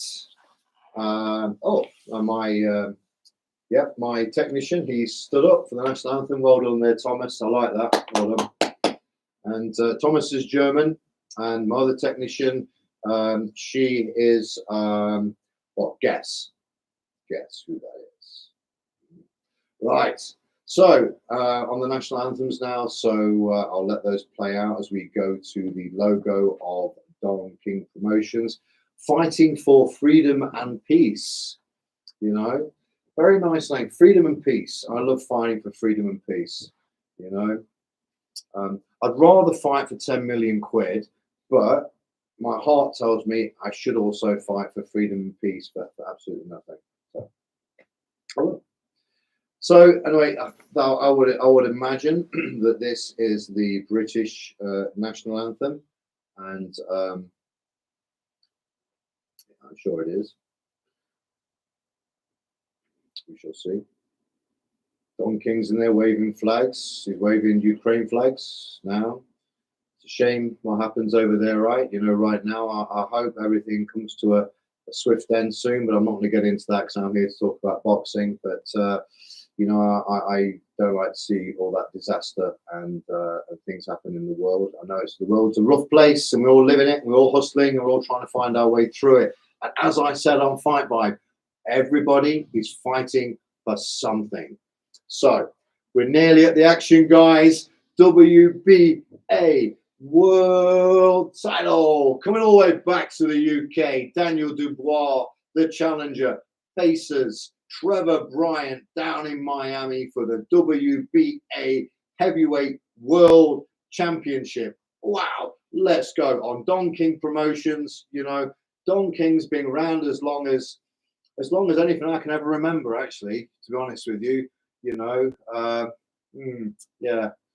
How old is Don King? I think he's 96. Anybody know? Please comment below and let me know. Thank you very much. And I think now we'll have another national anthem, and yes, by another very nice singer there. I'm sure she sounds absolutely amazing as well. But knowing Don King, right, if I put anything that you can hear or see anywhere near that lens, looking that way around, I'll get fucked. So I'm not going to do it. But let me explain it to you. So you got a big ring. Looks like quite a big ring, actually. It's full of like soldiers holding flags and military. There's a lovely singer singing a national anthem there. The ropes have got fight for freedom and peace. You know, it's a very thoughtful show and a very thoughtful theme. I like that. The crowd are all on their feet. And it's the WBA Championship of the World. All right, this might not be on PBC or Top Rank or one of the other humongous promoters that are out there now. And guys, if you're listening, you know, I need some fights for my guys. Oh, sorry, I'll get back to the action. Anyway, so here we are with the action. The guy's in the ring. There's the ring announcer, and he's passing it now for another national anthem. I'm going to try and get a bit closer. My eyes are a little bit tired now, unfortunately, but I'll get better. Been working hard, you know. I've been working so hard. Right, here we go. Another national anthem coming through now. Do you know what? They've made the ring look nice. You know, they got the blue and the yellow ropes. They got the military and the flags there, and the live national anthems being sung. The flags are waving. The Ukraine flags being flown there. So we've got I think it's the St. George's flag. The American flag. It's just like how we all come together through sport. If I'm right. National anthem singer Tina Farmer. Go Tina! I'm sure she's absolutely amazing, and yeah, she is. She's a national anthem singer, like me. Just like me. God save us. No, I won't do that. I'm going to go straight back into the fight. We are nearly ready. Oh, this is great service. Check this out. I'm just going to pass that there. Green tea, by the way. I know you can't see it, but I drink green tea. Okay, very, very good for you. Apparently, I'll say this really, really fast. If you drink green tea before you have sex, it's meant to be amazing, but don't hold me to that. But you can let me know and comment another time. back to boxing. Right. So, unboxing. Sorry, unboxing. What the hell is that? Unboxing. So, we're back at the ring. Flags are in the air. National anthems are being played out. And if you're joining us right now, you are nearly time for Trevor Bryan versus Daniel Dubois for the WBA Heavyweight Championship of the World. Boom. Now, what do you reckon here? That's not bad, is it? Hey. I've still got a shot. Not bad, eh? 51, still got it. Come on, son. Anyway, right. So the crowd's looking like they're getting quite liquid now as well. In fact, that's one thing I want after the green tea and after I've done this show is I want to have a nice cold glass of cider. Comment below, what's your favorite drink? While you're watching boxing, what's your favorite drink? Right, just before this starts, let me say one more time. So, if you don't know me by now, I'm Scott Patrick Farrell. I'm the host of Fight Vibe, bringing you views, reviews, news, live commentary, Scott Talks, and Walks the Walk. And I'm bringing you tonight Daniel Dubois from the UK versus Trevor Bryan from the USA for the WBA Heavyweight Championship of the World. Live on pay-per-view, but not here because you ain't got to pay shit. I'm here.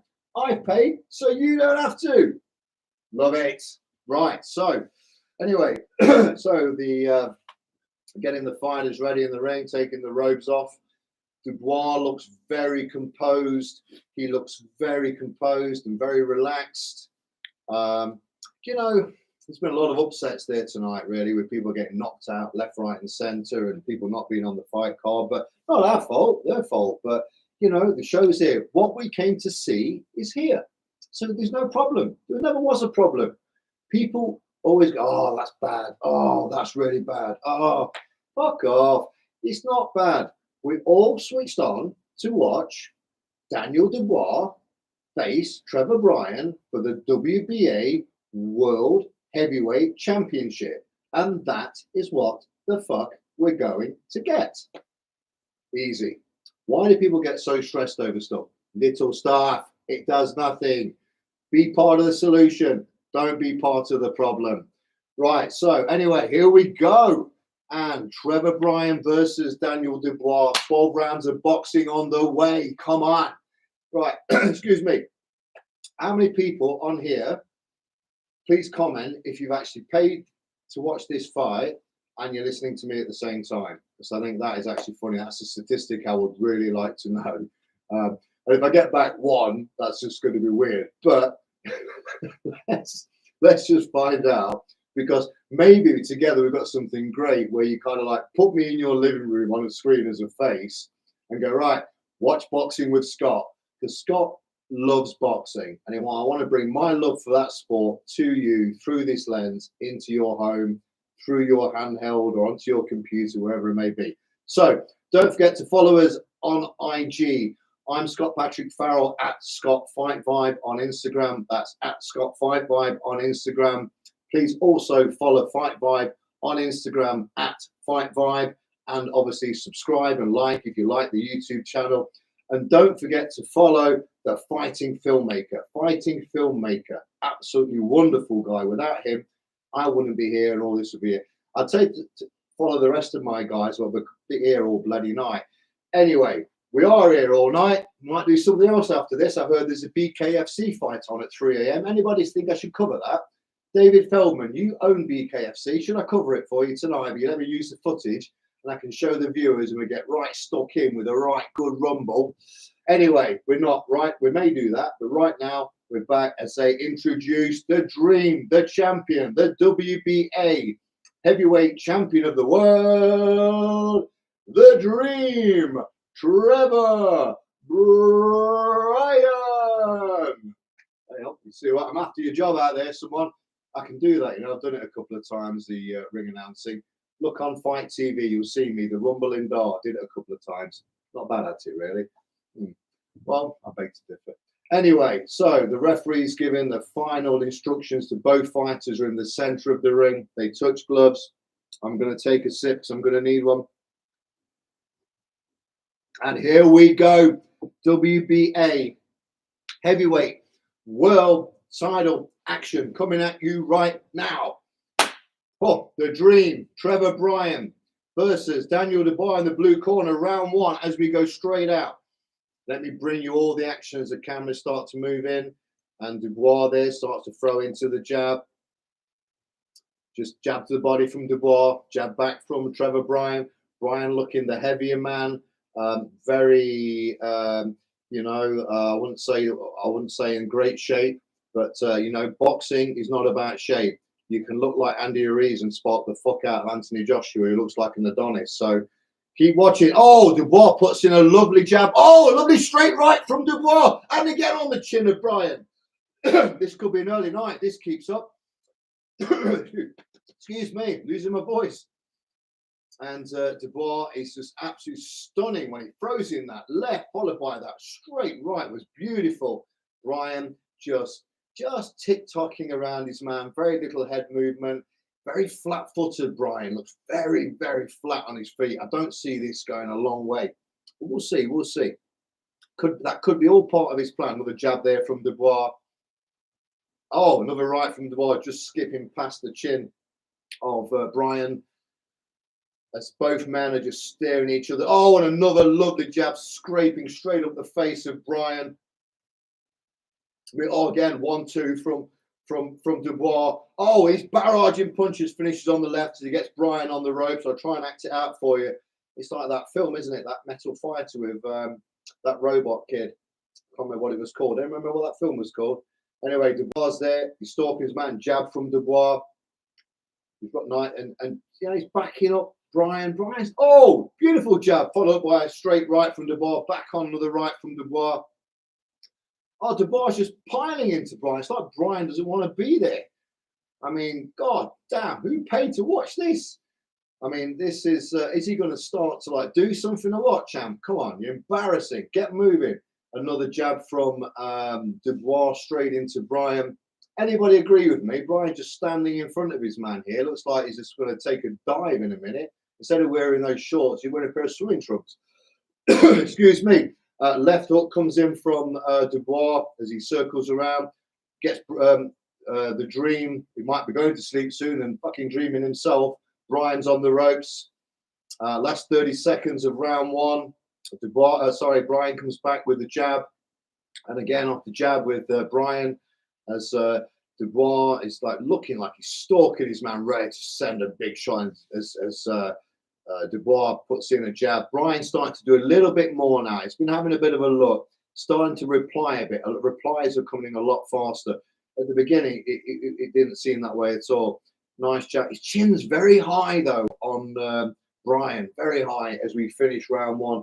Well, not a lot of action. Most of the action, was being pushed by Daniel Dubois, and it looked to me like Trevor Bryan, the champion, was just very flat-footed, not very much head movement, put a couple of replies in just to let Daniel Dubois know that he was there, but apart from that, you know, I'm not seeing much.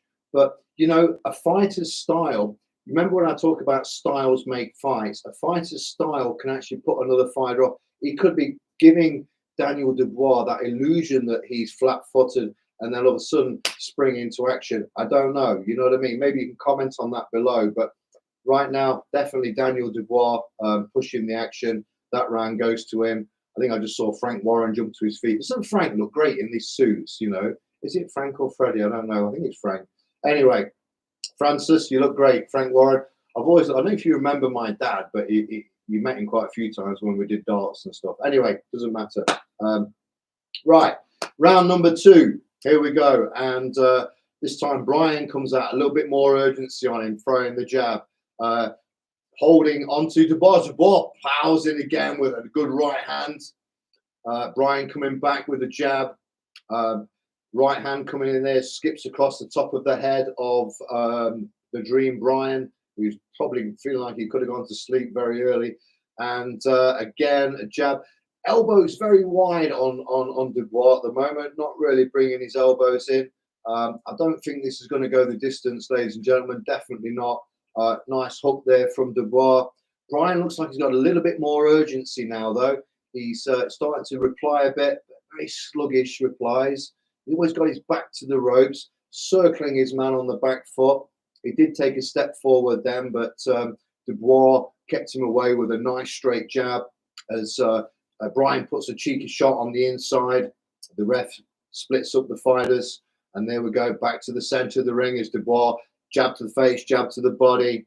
Oh, nice right from Dubois on the hook as they push each other and tie up in the corner and get split by the referee. Back to center of the ring. A failing right hand from Bryan just went nowhere. Don't know where that was going. You know, looked like it had something. Oh, a nice jab there from Dubois. Catches Bryan on the top of the temple, puts him off his rhythm, stops him working as they move forward again. And Bryan starts to. He looks like he stands very awkward. Does Bryan? Looks like his knees want to give away on him. Not very solid looking guy, is he? He looks very, you know. Anyway, but Dubois is looking very strong. Just stalking his man. Not a lot of massive action, and there isn't always in heavyweights, as you know. There's a jab then lands flush on the nose of Bryan, the champion. Dubois skips away, circling his man. Bryan now starting to come in a bit more with a 1-2 as Dubois skips out the way as Bryan throws another jab towards Dubois. But I can see Bryan's chin's very high in the air as Dubois dips underneath that, throws a left and a right, 1-2 of his own. Oh, and then Bryan ties him up and gets Dubois into the headlock because he's looking for a UFC career. Oh, nice shot to the body. That was not low, ref. It was on the band. Keep fighting, Bryan. Stop making excuses. That belt's going back to Blighty, whatever you say. It's going back, son. Sorry, back with you guys. Right, so here we go. And we have got back in the tied up again. You know, Bryan seems to want to do that quite a bit, really. He's tying them up all the time as he fakes a left check hook. Another fake from Bryan. Dubois is moving a lot better now, a bit more lighter on his feet. Don't forget, he's a big heavyweight, right? Oh, Dubois, the lovely left and right as we end round number 2.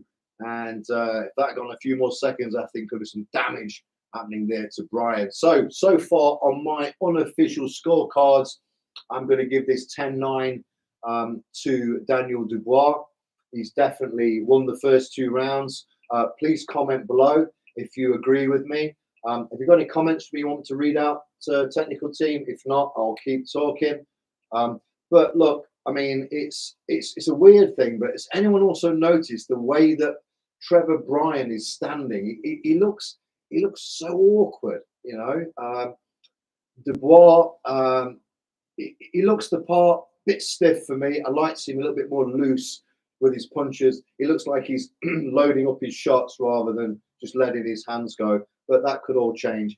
Anyway, as we enter round number 3, I'll take a sip because I'm going to need it. Green tea, guys and ladies and gents, green tea. Remember what I said earlier? I'm not repeating it. Baby, you didn't comment on that either. Round 3, back to World Championship Boxing. Here we go, and Dubois versus Trevor Bryan as we go into round 3. Nice jab from Dubois, lovely jab. A nice jab reply back from Bryan. Bryan steps forward on the double jab as Dubois keeps moving. Dubois moving around, just looking at his man. He comes in with a jab, straight reply from Trevor Bryan. Nice 1-2 there from Dubois as they get into the tied up, and Bryan goes into the body of Dubois. Dubois jabs but misses.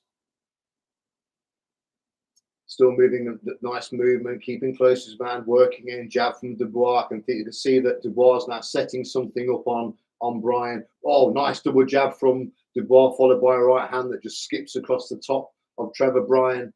Bryan not really throwing anything back as we're into the final 2 minutes of round number 3. And Dubois is stalking his man.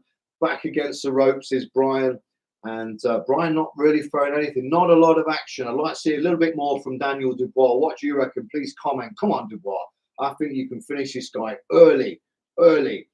But again, don't get fooled because boxing is a chess game and he might be trying to pull you in as we keep with the fight. As Trevor Bryan throws out a jab, 1 to the head, 1 to the body. And then we have Dubois not throwing much back at the moment as a couple of jabs come in from Trevor Bryan and a jab back from Dubois Interesting stuff happening now as Dubois starts in with a double jab. A little bit more sprightly action now as well from Trevor Bryan. You know, it's like he can move a little bit when he wants to. So we'll see. Oh, beautiful little 1-2 to the body and 1 back to the head from Dubois. Lovely stuff. Very fast. Nice quick hands. I was just saying, I want to see those hands faster, and he did it. Dubois in with another jab, forcing back Bryan. Another jab from Bryan. Bryan trying to hold on, and then Dubois holding back on to Bryan as the referee splits them center of the ring, and we're back on with the action as Dubois fakes the jab, puts in the double jab. Oh, lovely check. Oh, lovely bombs coming in from Dubois with a right hand. Oh, left and a right and a left as he puts Bryan on the ropes with left. Oh, another left hook catches Bryan. Bryan and a right catches Bryan. Oh, and a left's catching Bryan and an uppercut from Dubois. Oh, and again, it's an onslaught, a barrage of punches. But the problem is they're skipping off of Bryan's shoulders and head. And, you know, he's doing enough not to get a clean smash on the chin. He's just doing enough. And then he comes back with a check hook and jab on Dubois himself. Absolutely not. The best bit of action, the final few seconds. Big uppercut from Dubois. Another hook, check hook onto and into the body from Dubois onto Bryan. That was a tough round for Bryan. Bryan don't look like he wants to be in this, you know. It's like he's, you know, I've been sat at home with that belt too long now. It's got rusty. About time we bring it out. But look, 100% at the end of round 3, again, 10-9 for unofficially, by the way. These are not the official scorecards. I can't see them. They're not on my screen or anything like that. But we all agree, right? Do we all agree the first 3 rounds is now won by Daniel Dubois? And we're getting closer, Michelle, to the, or Mike, was it Michael or Michelle? Well, Michael and Michelle did say that, to the 6th round. Do we get a 6-round stoppage? I think it could be earlier, to be honest with you, because Bryan is not really showing me much at all. Looks very awkward in there. But when he does kind of, you know, want to do something, it seems like he can be a little bit sprightly. He did have a few decent moves there, but we'll see as we go now into round number 4. And Dubois straight off with the jab as the camera takes him from the wide angle lens and brings us into the middle of the ring. And it's just a battle of jabs, basically. Jab from Dubois, reply from Bryan, jab from Dubois, reply from Bryan as Dubois circles his man and is punching on the outside now, using the distance and just keeping Bryan away. Bryan looks like he's trying to load up something now and trying to move towards Dubois, but Dubois is keeping away with that nice jab as he comes in with a 1-2, followed by a left and right hook. Oh, and another right hook across into Bryan, followed up by a jab from Dubois, just brushing off the side of the face of Trevor Bryan. Trevor Bryan comes in back with a jab of his own, pretty much punching thin air as Dubois pushes forward now. Still not a lot of punches going in, but there is some good flurries of action. Nice 1-2 and a straight right to the body from Dubois. Bryan comes back with a jab. Nice hook, catches him on the temple of Bryan. I saw that into the body from Dubois. Dubois digging into the body now. Bryan's on the ropes. He looks tired, but he's kind of got a face that, whatever. He's, you know, body shot into Bryan from Dubois. And again, Bryan is just not throwing anything back. Dubois' punches, though, they're just not clean enough. You know, they're not getting on the chin, right? Or he's scuffing and scraping a little bit as they work on the inside and get a bit tied up. Again, another uppercut comes up from Dubois, but and he catches him clean on the uppercut. He absolutely, Dubois catches him. He is down. Bryan is down. Stay down. He cannot move. It is over. World champion is Daniel Dubois. He is the WBA champion of the world. WBA champion of the world. Daniel Dubois has done it in round number 4 by KO over Trevor Bryan to take the WBA world title. Well, I know for a fact that a lot of people didn't want to watch this fight, but I bet you any money it was a lot more interesting watching me and not spending money watching that fight. But if you did, Thank you for doing that, and thank you also for listening to me. As you know, we see Trevor Bryan there, the former champion, taking his seat in the red corner. But to be honest, and please comment on this below, he didn't really want to be there, did he? Hey, let's face it, Bryan didn't want to be there. He hardly, he hardly threw anything back. You know, he looked a bit weird. The whole, the whole show had its issues, but I got what I wanted, and 82% of you guys on this channel that are commenting and watching me, watching them, have got the result, because Daniel Dubois is going back to the UK as the WBA World Champion, and it's going to create opportunities for the lad. Excuse me. I've got a little bit of bronchitis I'm suffering from at the moment, so I'm on medication for it. But you know what? I wasn't missing this for the world. And here he is, arms in the air, being raised there. Daniel Dubois is the new WBA heavyweight champion of the world, beating Trevor Bryan in the fourth round by KO. And wow, Miami, go out and party. That's all I can say. Absolutely, what an incredible performance by Daniel Dubois. You know, he's only going to get better and better. I think that Trevor Bryan, you know, yeah, that's done. You're right. He's over. He's finished. But anyway, we got a fourth round knockout. So we had a bet on 6. So we lost that. But I did say I think this is going to be a bit earlier, but I didn't get time to get any money on it. But look, we got the result, and Fight Vibe brought you live this fight. Now, this fight is not one of those premier fights that you're going to see around the world. So I thought, you know what, rather than go to bed on a Saturday night or go down the pub with my mates, I'm going to share my time with you on Fight Vibe and talk you through this fight. So anyway, Daniel Dubois, the new heavyweight champion of the world, and the belt is going back to the UK. I am so ecstatic. Fantastic news for Daniel Dubois. Anyway, I'm Scott Patrick Farrell. I have been your host for this evening on Fight Vibe. I'm willing to stay online and answer some comments if you'd like me to. If not, I'm going to wrap up the show and do something else. I don't know.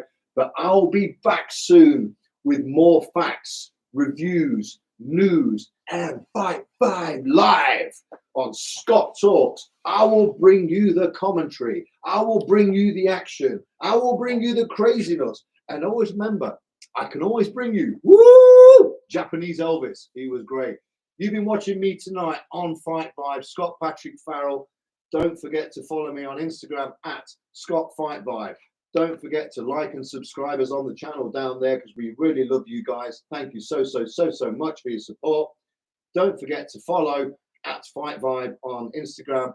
And most important, don't forget to follow at Fighting Filmmaker, because without him and what he does and everything that we do, well, I wouldn't be here. So it's good night from me, and the champion Daniel Dubois is going to be partying in Miami tonight. Jackie, Dwight, Nelson, Raynello Management, all you guys, you should get together, have a party with Daniel Dubois. I will see you next time, either on a fight review or live here on the channel. Thanks for watching. Thanks for sharing. Love you guys, and I'm out. Later. Bye-bye. See ya.